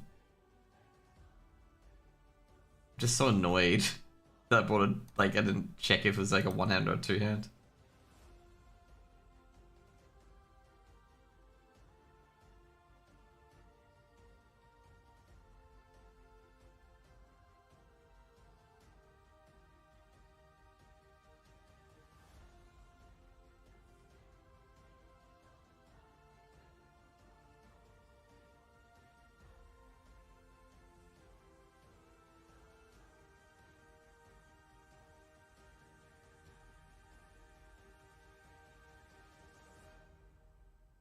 Welcome to New Orgrimmar, by the way. You even got troll guards along the rooftops. So the trolls have been moved here, by the way.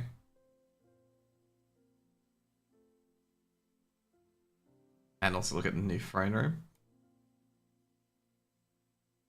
Grimmar Shoal, the bank has been turned into the throne room. Throne room. And also there's the goblin and the Orgrimmar dudes are all here. Wait, can people fly already? I remember that was, just an FYI, that was turned off until launch. Like, part of the speed leveling stuff, for launch in particular, was, like, getting to Dalaran. Like, getting to the Dalaran and straight away learning flight. Because you could not fly pre-patch.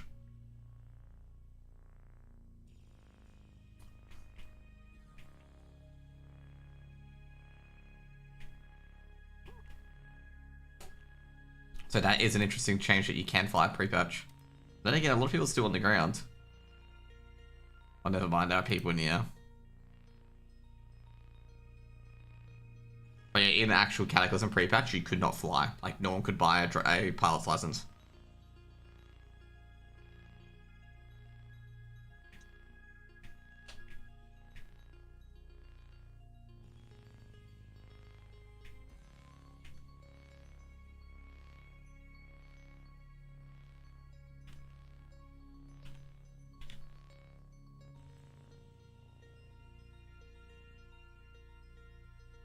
There we go, we're gonna go to the Barrens.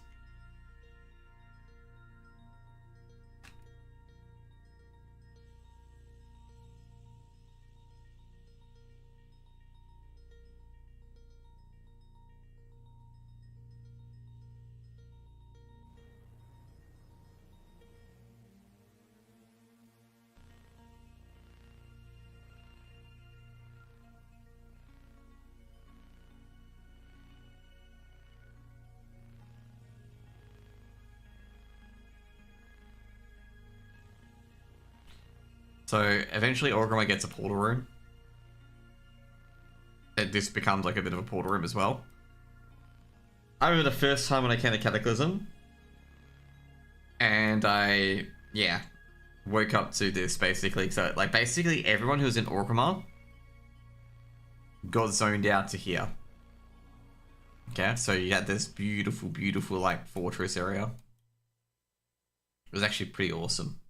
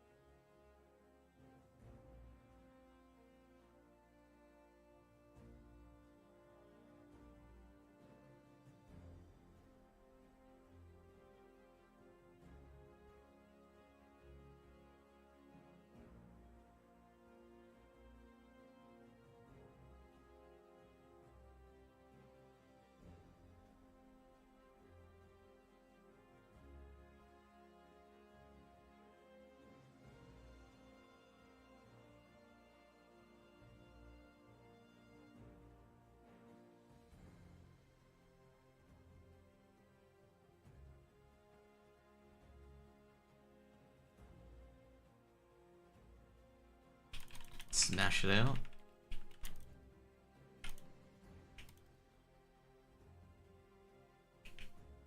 I didn't know there was a whole bunch of elementals fighting here. But I do hint it in pre-patch as well that there's a whole bunch of elementals fighting here.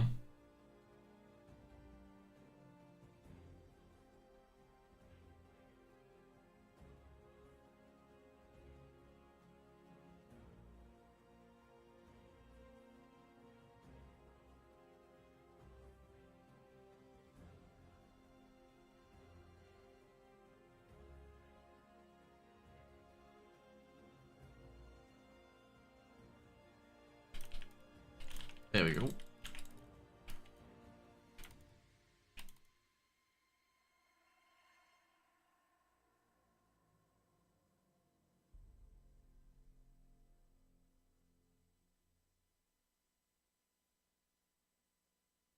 I read this Homie as well, back in the OG days.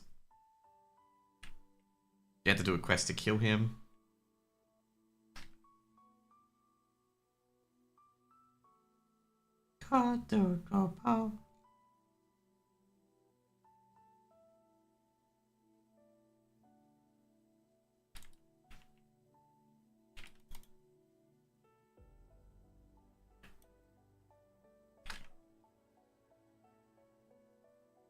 Actually, this is an interesting one, okay? So, I was looking at the WoW stuff, okay?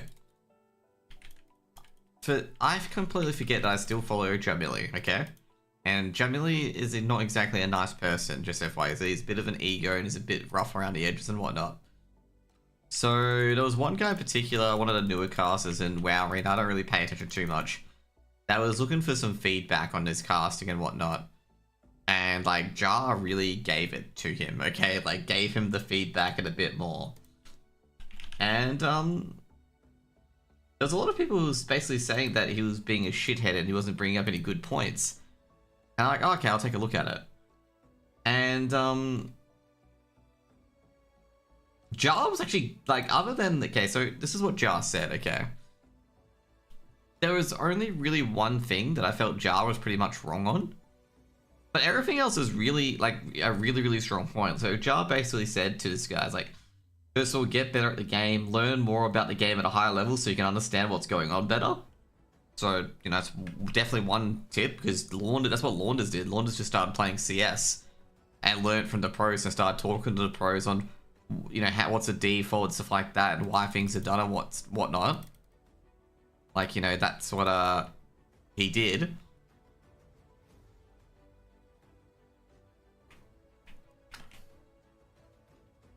So, so obviously, yeah, check that out.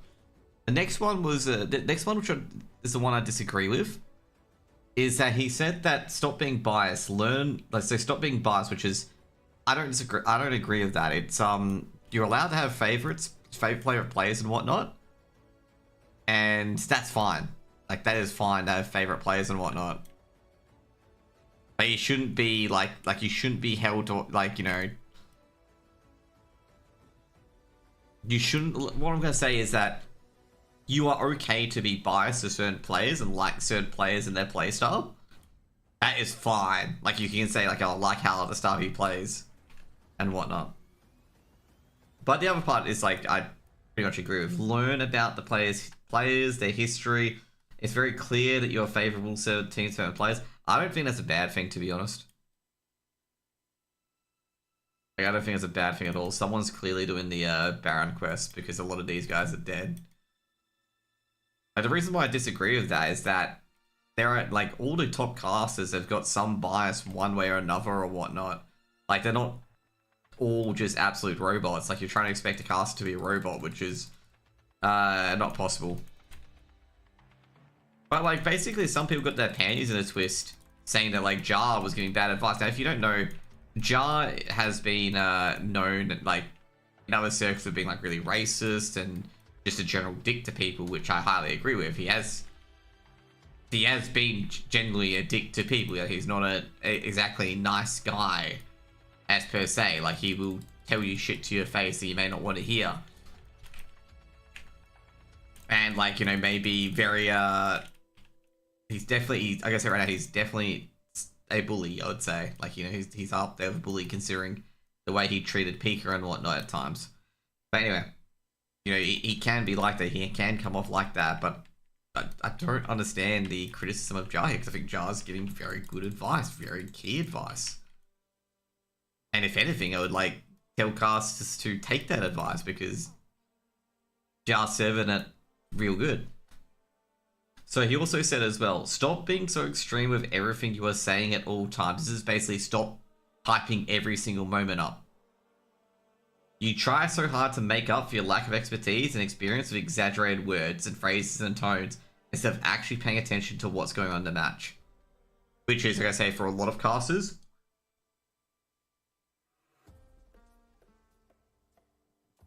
this is a big issue. There are some casters that get super overly hyped over 1 or 2 kills that do not matter. Like 1 or 2 kills in CSGO that literally do not matter, okay? Like, they're just like, you know, trades and whatnot. Or like, you know, it's just a kill after round, it's like an exit frag or like a hunt or anything like that. And there's some casters that get ultra super hyped over that when it's like, you know, for example, like a M4 killing a person with a Glock. There's some casters like hype it up, it's like the next best thing in the world, and it's just like, bro, you don't need to hype that up.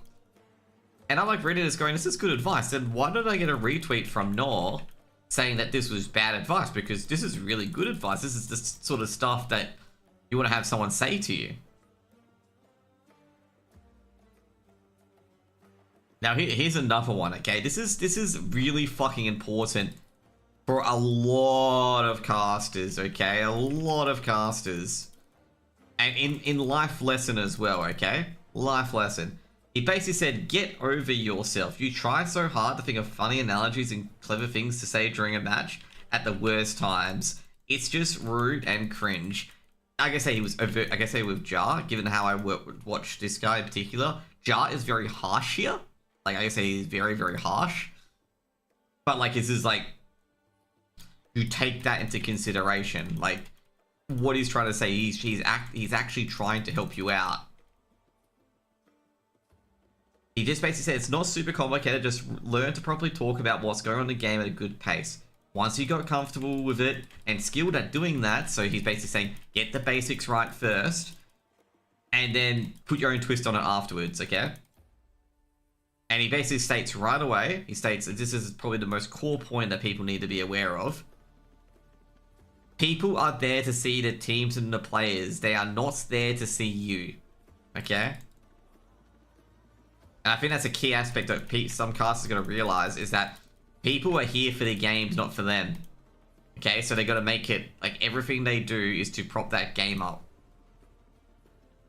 And this is why I'm sitting here being like, I don't think this is like, yo, like, I don't think this is bad. This is really good feedback. Like, this is sort of feedback that I would be giving as well. Like, guys, just make sure you get the basics right.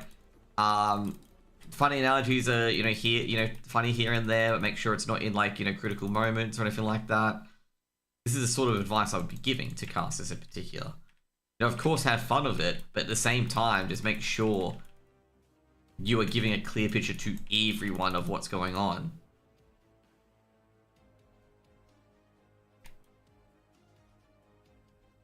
And the last one's even really good as well. So ask for advice and study videos of other commentators better than you. You're surrounded by at least 3 of them.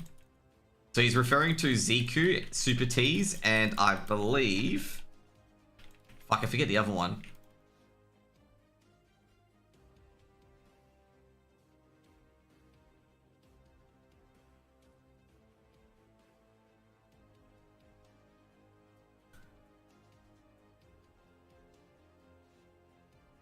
Fucking Venruki, that's right. But yeah, I'm just basically, like, I'm just basically sitting there going like, dude, this is really good advice. Like, I just didn't understand how anyone could say that what Jar said was bad advice, just in case this is what Jar said, okay? Like, other than the second one, or the don't be biased, I just don't understand how this could be considered bad advice. I think it's exactly what you need to be told. It's like, yo, guy, like, you know, it needs the ego check. Now, I gotta say right now, Jar is very egotistical, okay? Very, very egotistical.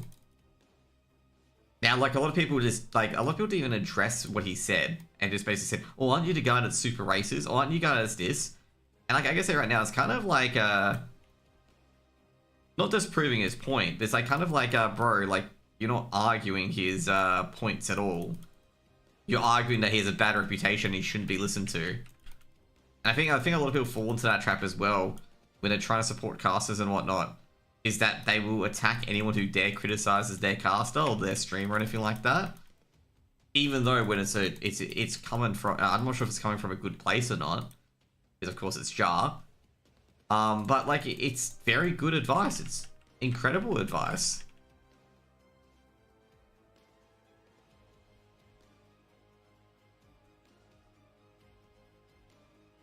Like I say, the tact is not there, but the advice is good. The tact obviously being the fact that, you know, he's really talking down to him, basically.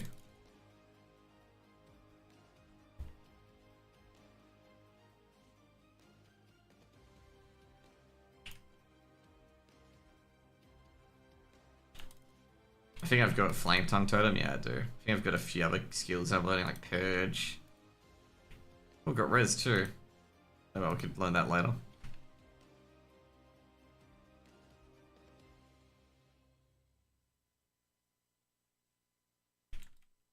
I was just amazed at people just telling Jar that like it was poor advice. I'm like, no, this is fairly decent advice. Like, this is what I would tell people as well to really focus on and whatnot.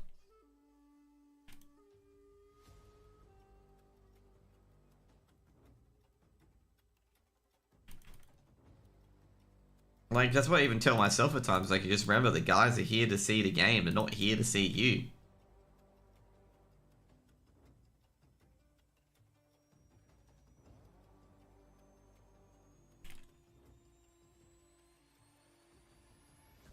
If people appreciate that you're casting, it's what I'm going to say is when people appreciate what you're casting, it usually is because you tell the game in such a way that it doesn't feel like it's about yourself kind of thing, okay?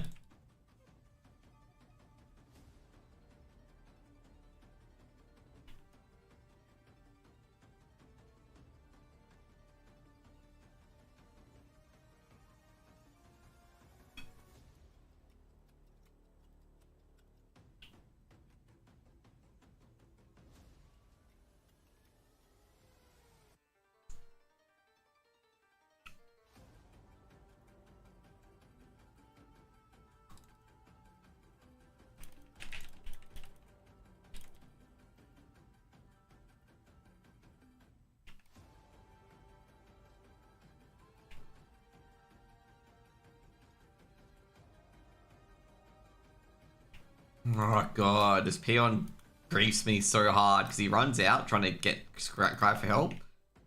He can sometimes do this. He just runs away from you when you want to talk to him.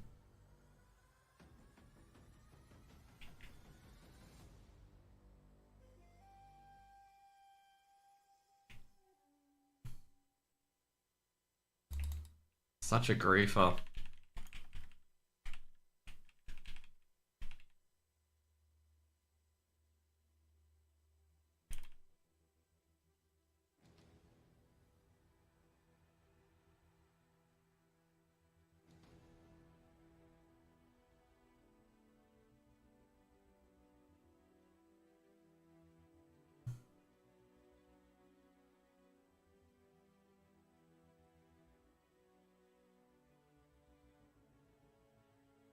Sweet, awesome.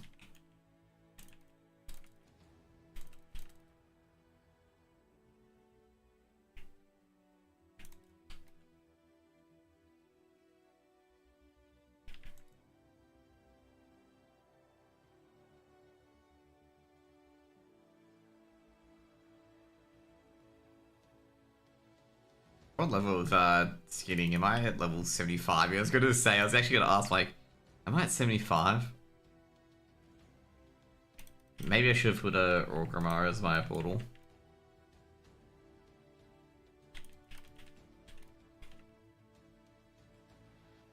There we go.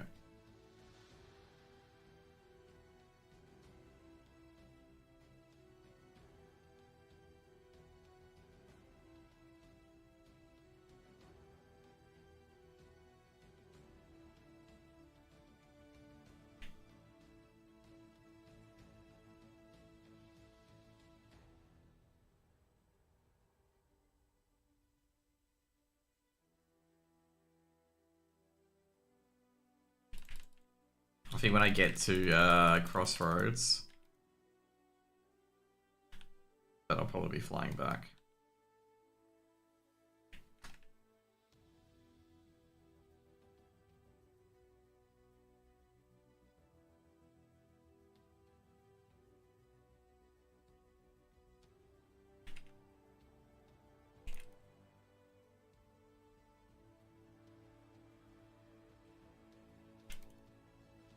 There we go, that's gonna be good.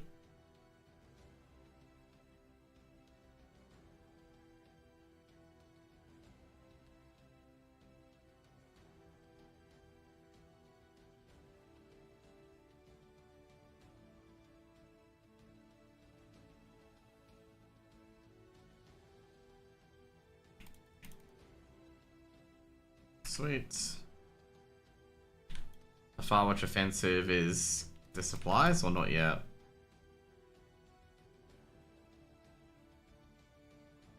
It's the supplies, there we go.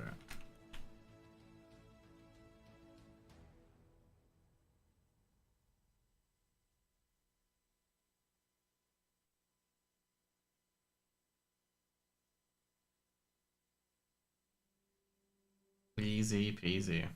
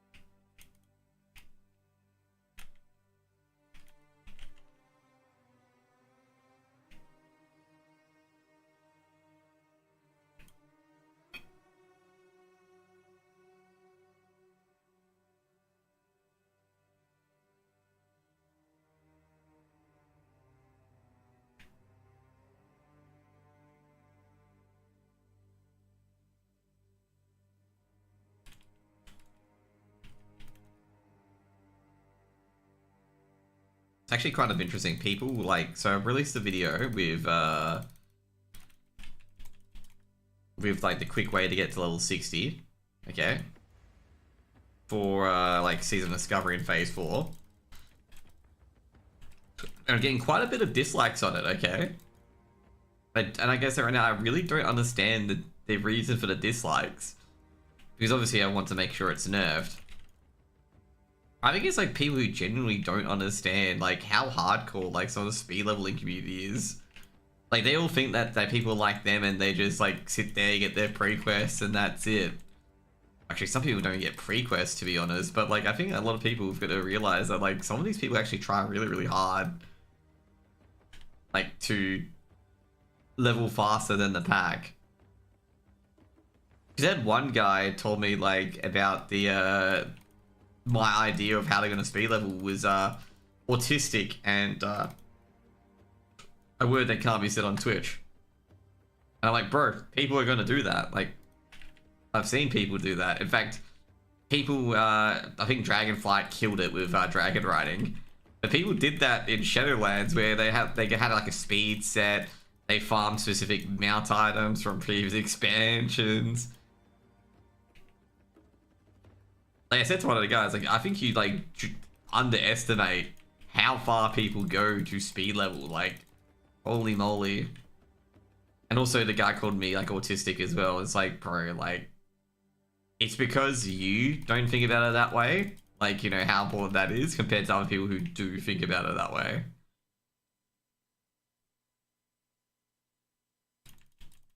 Just an FYI, this quest, so this quest you can get from the, in Classic, you get this quest from the Crossroads. So both of these quests are early Barons quests. So they've all been moved into here. Squill Snail actually was a higher level quest. So let's talk about these guys, for example. So this guy was a high level quest, Steel Snout. But he's been moved into here instead as well. I'm not sure why he was moved into here, but he just was, okay?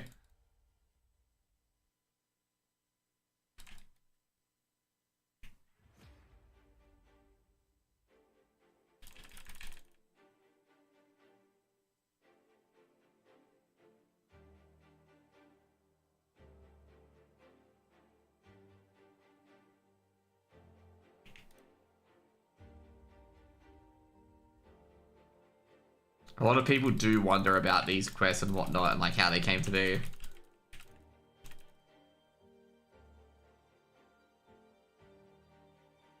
So these are all classic quests just repurposed for here. So there's nothing new here, including the Plane Strider Beak one. That is normally the first quest from the chick, what's her name? I forget her name. She's in the Crossroads. From, Segera. You usually get the Plane Strider Menace first. The new quest there is the wolf being on fire, like the wolf hounds being on fire, and the general kill quest. That is relatively new.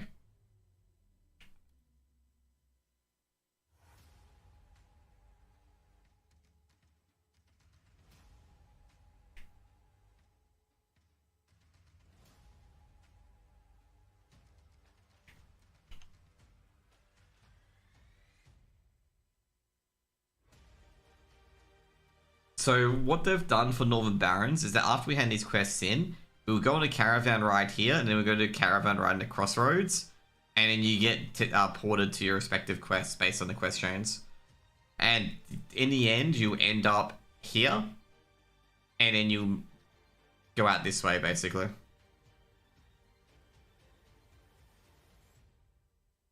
So that's pretty much it. You can see here you go to 14. Don't worry about these areas like 24 or whatnot. That's later on. I think it's like at 20 you go to Ashenvale.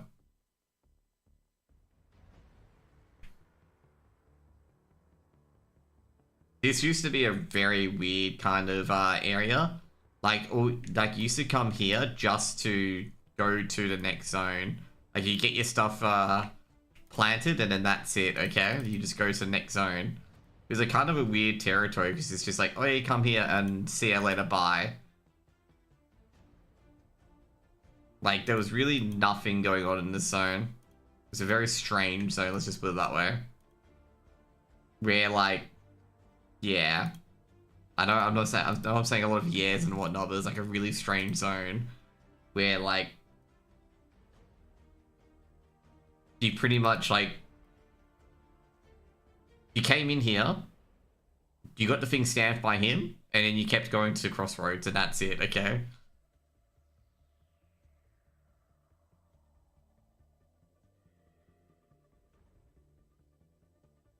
Okay, what do we got here?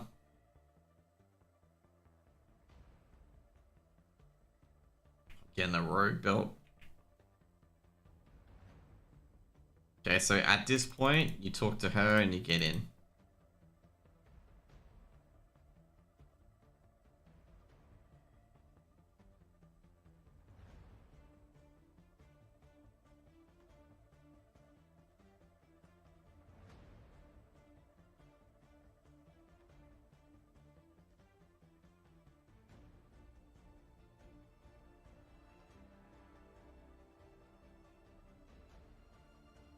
Oh shit, I just realized.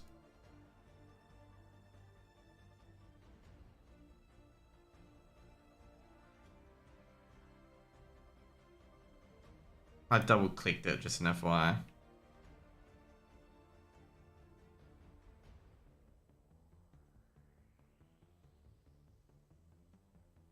So pretty much you can just shoot Random shit. See ya.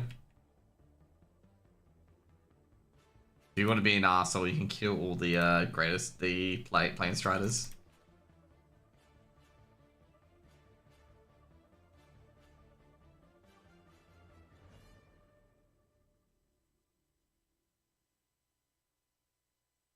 I think we got past this area last time when I was leveling at DreamHack. To be fair, like with the DreamHack leveling, like it's a lot quicker as a warrior to level, and also you get like War Machine early, stuff like that.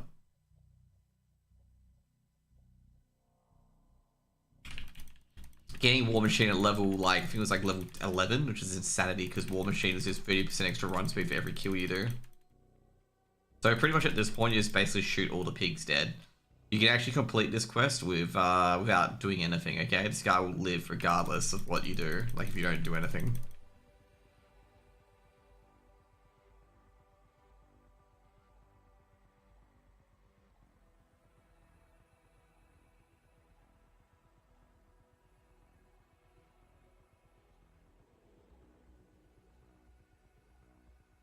So with this quest, you can go on to the crossroads if you want, or you can go to the zone and keep going. So basically these guys are under attack. Chest one in, okay, cool.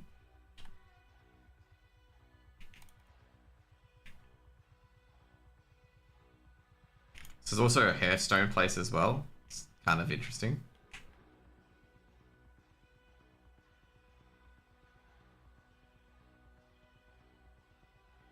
So yeah, Mancrick is here by the way as well. You encounter Mancrick a lot in this area, okay? Because this one's, I'm very sure this one's consumed by hatred, which is the quest you get from him. Yeah, because the one we gotta get the horns. This one you can get on another one to get onto the crossroads if you want to. So this is the one where you want to go elsewhere, this is where you go.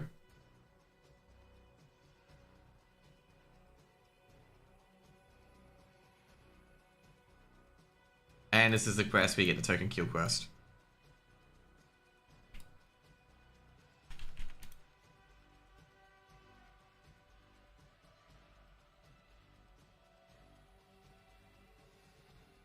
So with the first one you get, you want to drag it back to the people.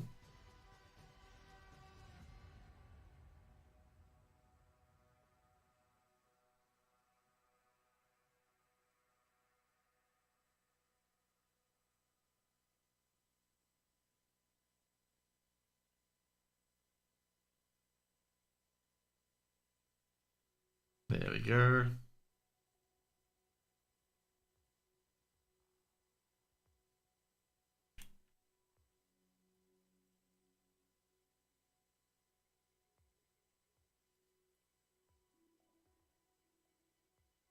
Basically, with the Battle Master Tour task, he says too much. Okay, you tickle him, basically. It always works.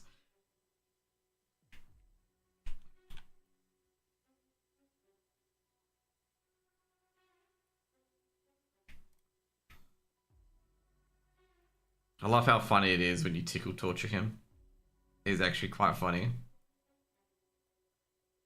Okay, so what you want to do is that you want to kill the pillagers, because you need to kill a few. They feel it easy to do.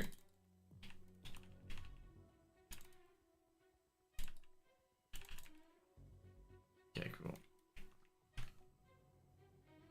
I think I'm gonna have to go across over here to kill them. Actually, no, it says you can kill a lot of them down there. Okay.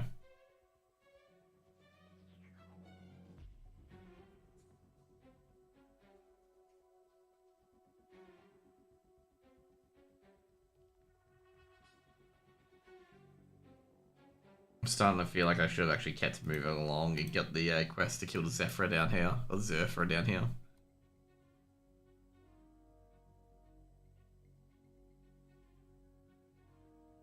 There's missing Kodo.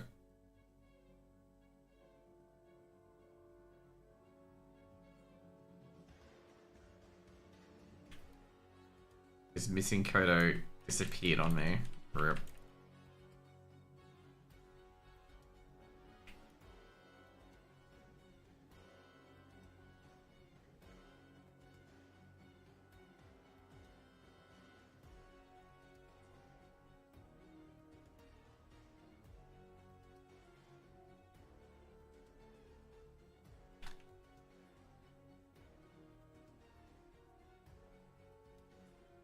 Yeah, I guess I think I should kill this side first. Another level. I think I've got like a whole bunch of abilities to get now. Wouldn't be surprised. Flame shock.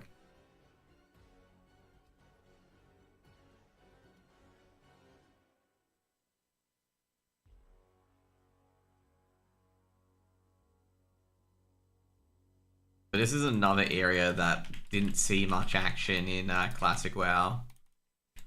Like, didn't see much action at all. And that's because, like, it was really an afterthought.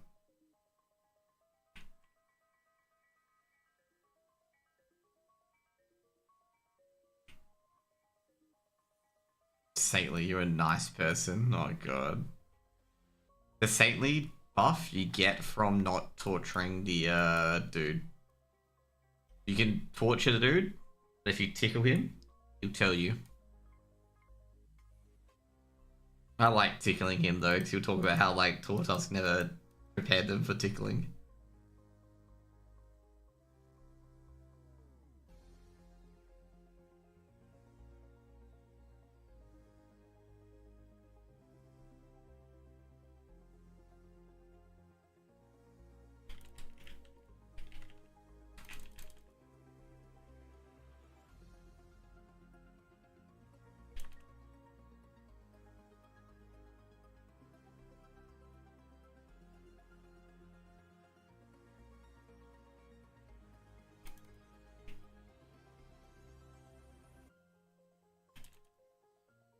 Man, that's right. I gotta send something to Taffy today, actually.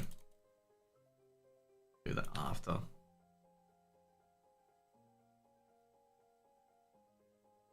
Stolen grain. Okay, cool. We can pick that up.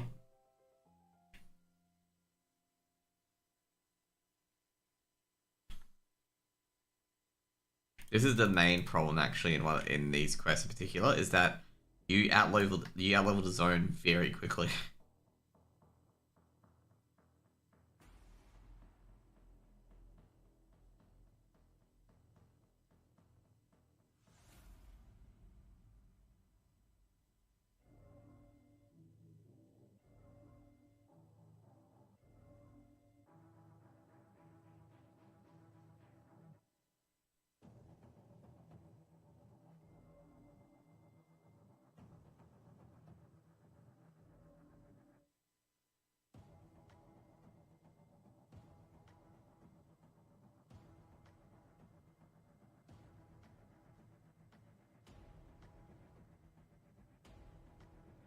I think down here is where the things are generally.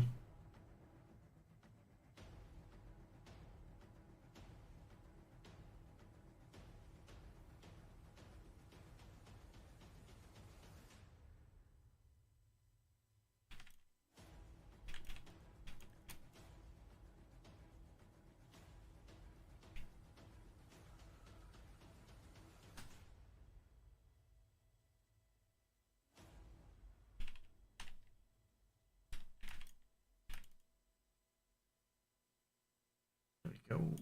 So there should be grain around here.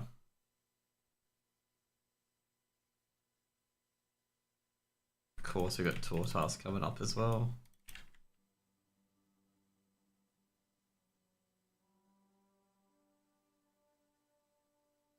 Forget, Tortoise has a mount. It's got a cute little raptor mount. I didn't even realize this.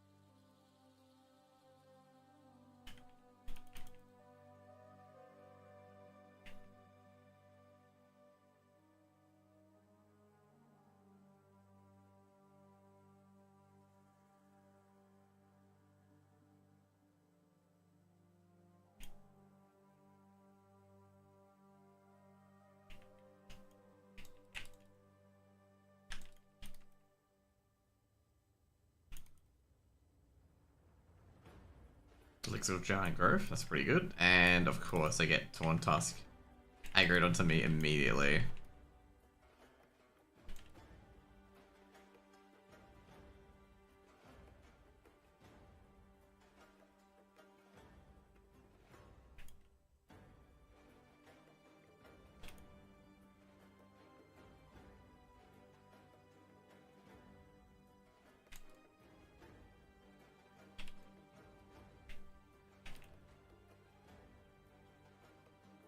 I was gonna say, this quest tells me that they don't drop the Quillbear tusks, but I don't know they drop the Quillbear tusks.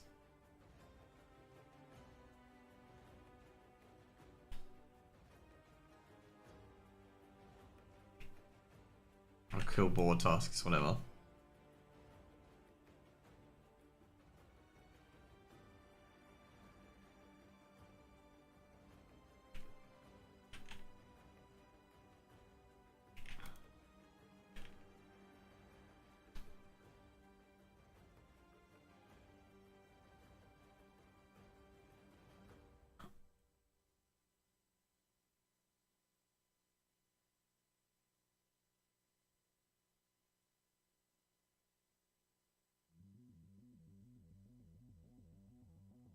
Look at the poor Kodo.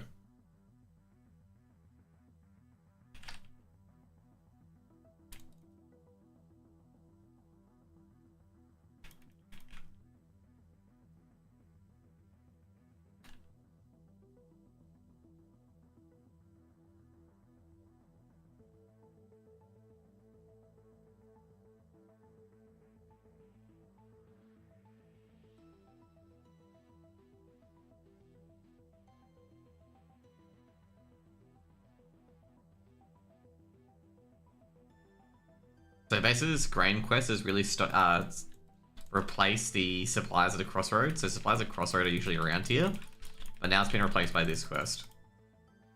So they've actually made this quest into 2 parts basically, which has been pretty cool. Like it's really, really good compared to what they had in Classic, where basically all this little area was just one quest line basically. And also they added man cricks consumed by hatred as well. They also reduced it by half. It used to be collecting 60 of those thingos, and now it's only collecting 30. Which is a lot lower and a lot more manageable compared to the 60. To be fair though, you would have eventually grabbed all that 60, okay? It wasn't a, you weren't going to grab it, you would eventually get all of it because you would have to.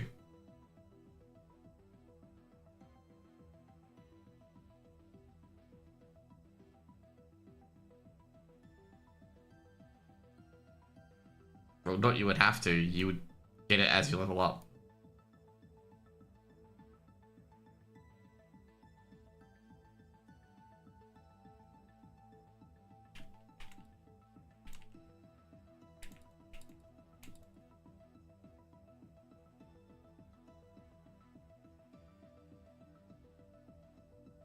There we go.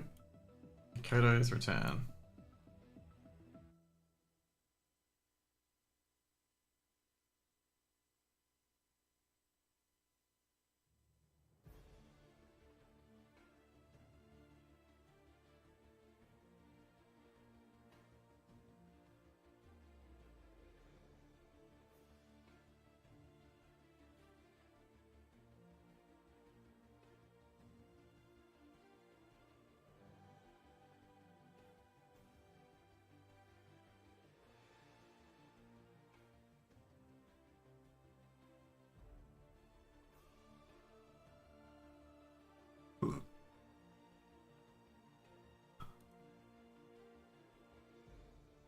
Let's go. Ball boots, 2 agility, sweet. What I want to see.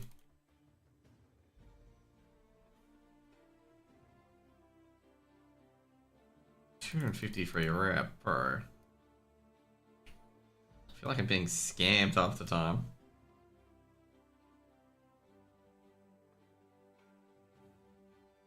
You know, sometimes you feel like, you know, that you're just being taken for a ride. I feel like at the moment it's not the rewards I'm getting.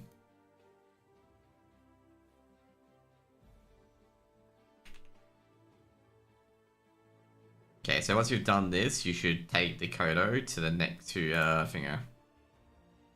So you talk to him and take the Kodo to Finger. So this is like a quick little zone. Ball Slicer, no. To G. Yeah, there we go.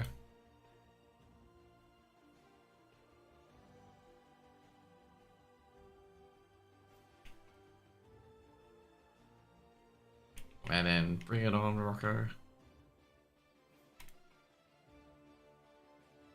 So this one you got a different kind of people who attack you. So it won't be the Boars, it'll be the Burning Blade Raiders. This is the new villain here, it'll be the Burning Blade Raiders.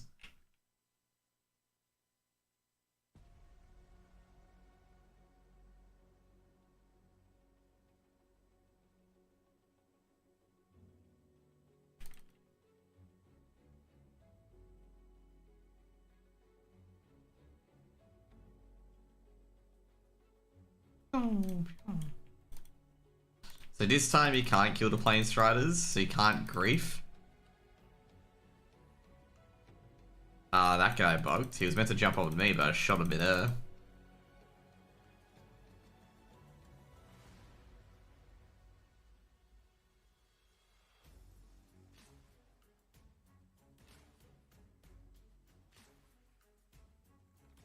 Just making sure they don't jump up on my car, so I don't have to hit two.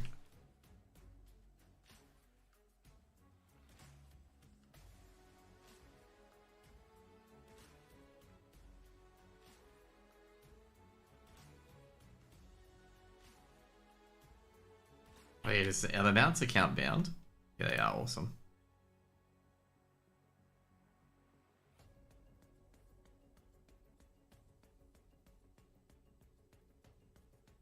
Okay, so here we go. So the flat path is here, by the way. And there's a class train here as well.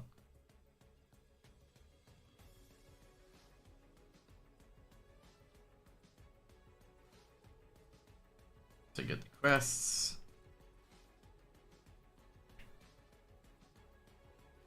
Now over here, one hands.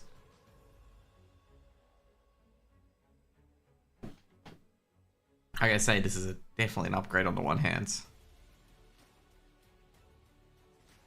Fine upgrade. The other two should be sold. Cool. Yeah, those hatchets are definitely upgrades. Like big upgrades, double the damage. Or double the weapon damage at least.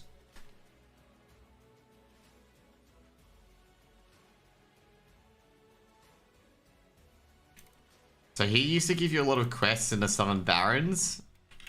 So he still talk to him about it, you can see here.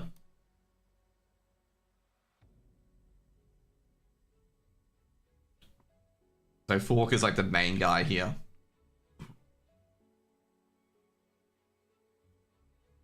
So there's two quests you can start here. There's the Fungal Spores chain and this chain, Hunting the Huntresses. So those are the two quests that you can start here in particular. You want to do the Hunting the Huntresses and the Zephyr ones first. And then you move up here for the claws. First of all, we're going to go back to Orgrimmar.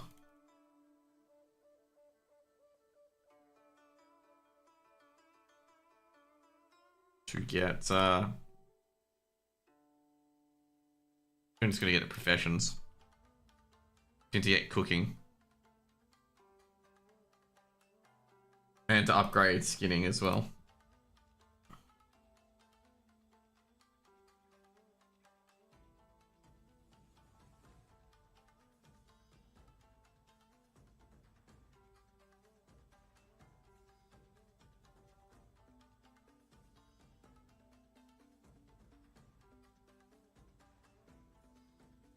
I just realized I should have put the stone back, or health back.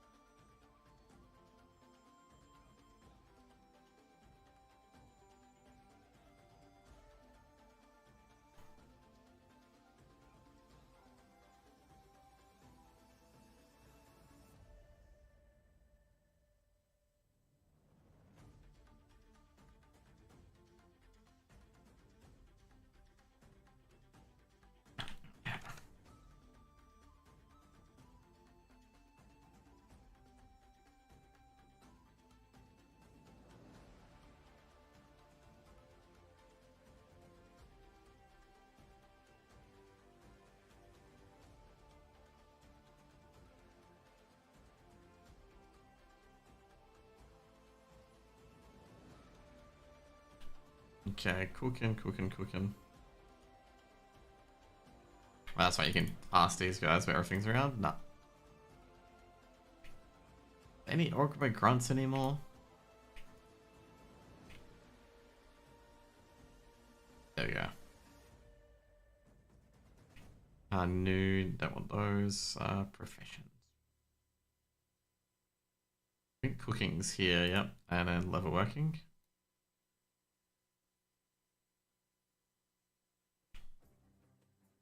They're both in the drag. Okay, cool. Which means either of these elevators.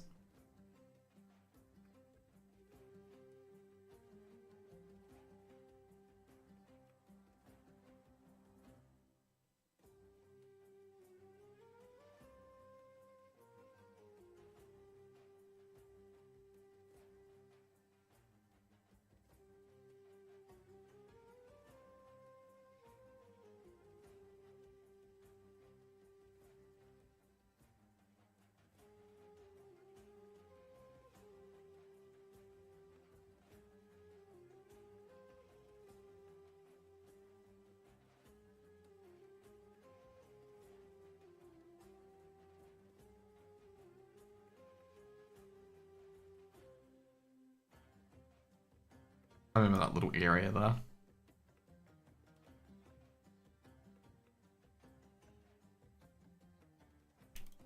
There we go.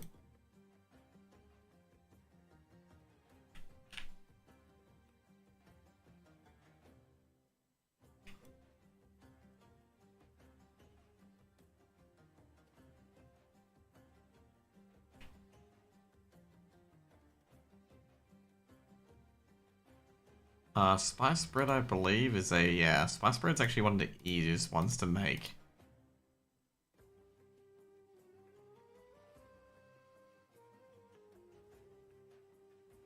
Given that we'll probably have yeah, I was gonna say, we're gonna have the good, spice wolf one, so we might as well just get all the spice bread done.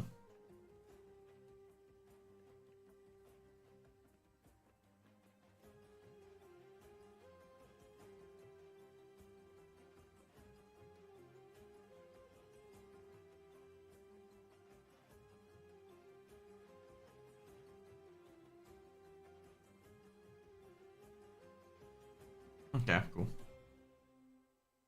Get that leveling up.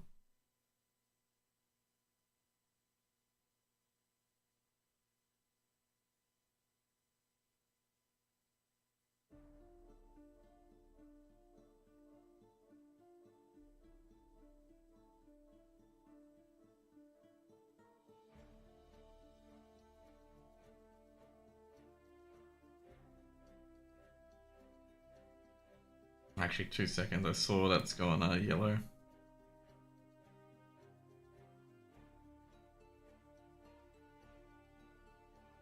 I don't like it when things go yellow.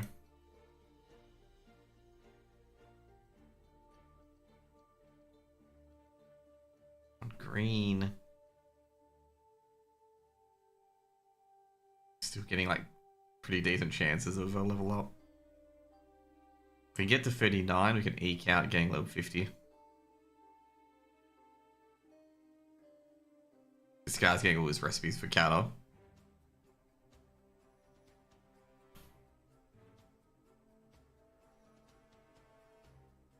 There you go.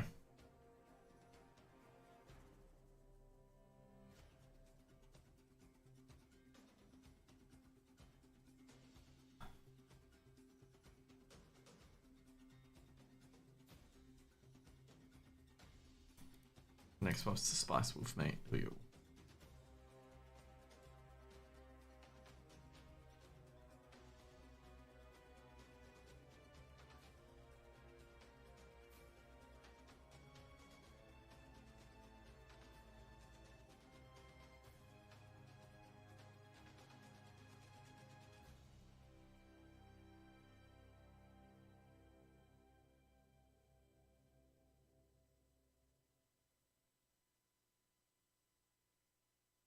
There we go.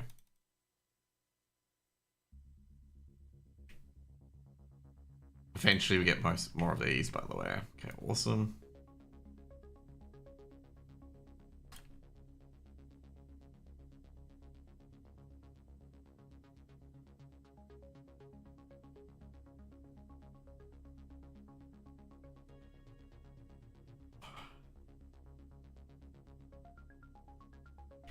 working trainer. That's cool. Skipping trainer, awesome.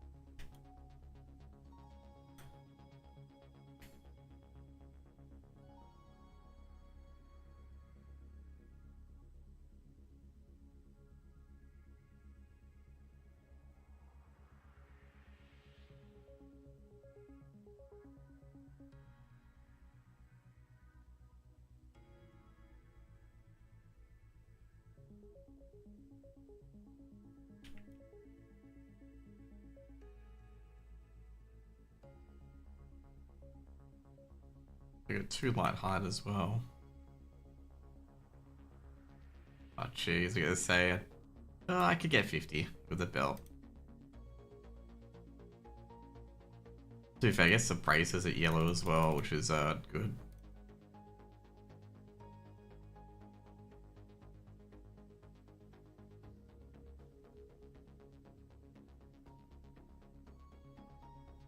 Look at the boots are yellow. Yeah, let's do the boots.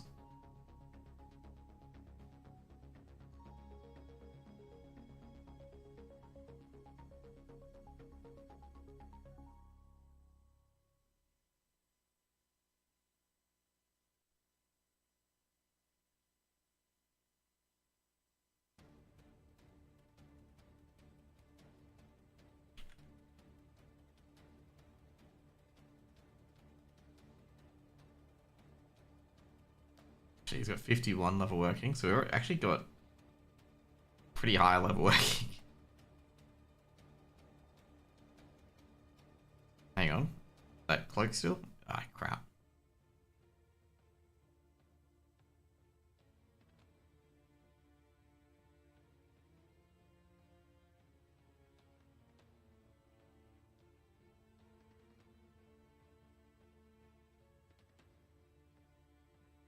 Yep, there we go.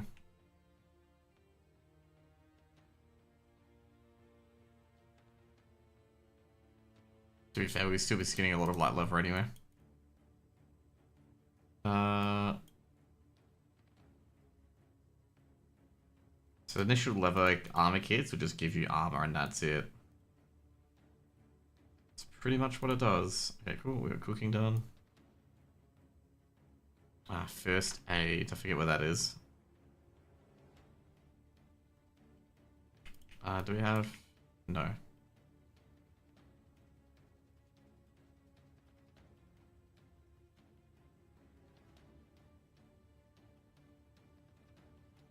First aid's in a shit area. Okay.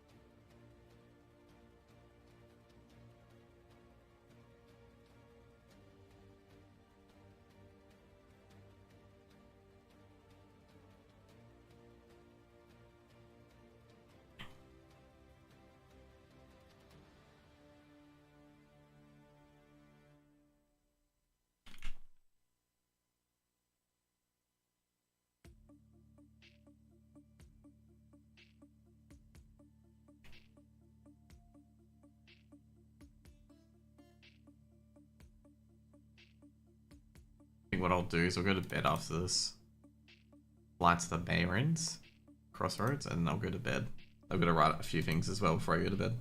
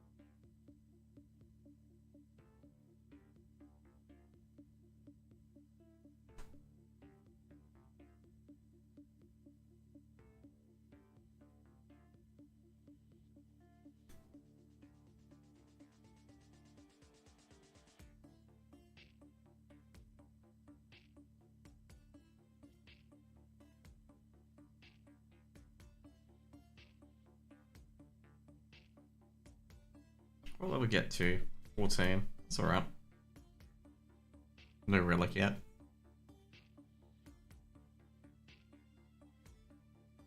I look weird, to be honest.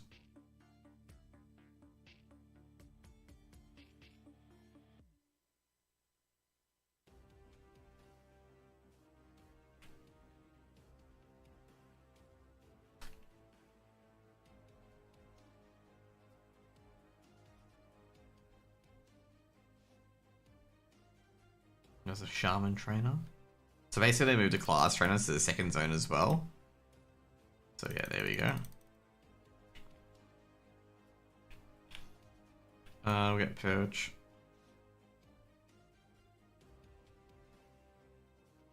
And should we put Flame Shock? No, I think Air Shock's a lot better.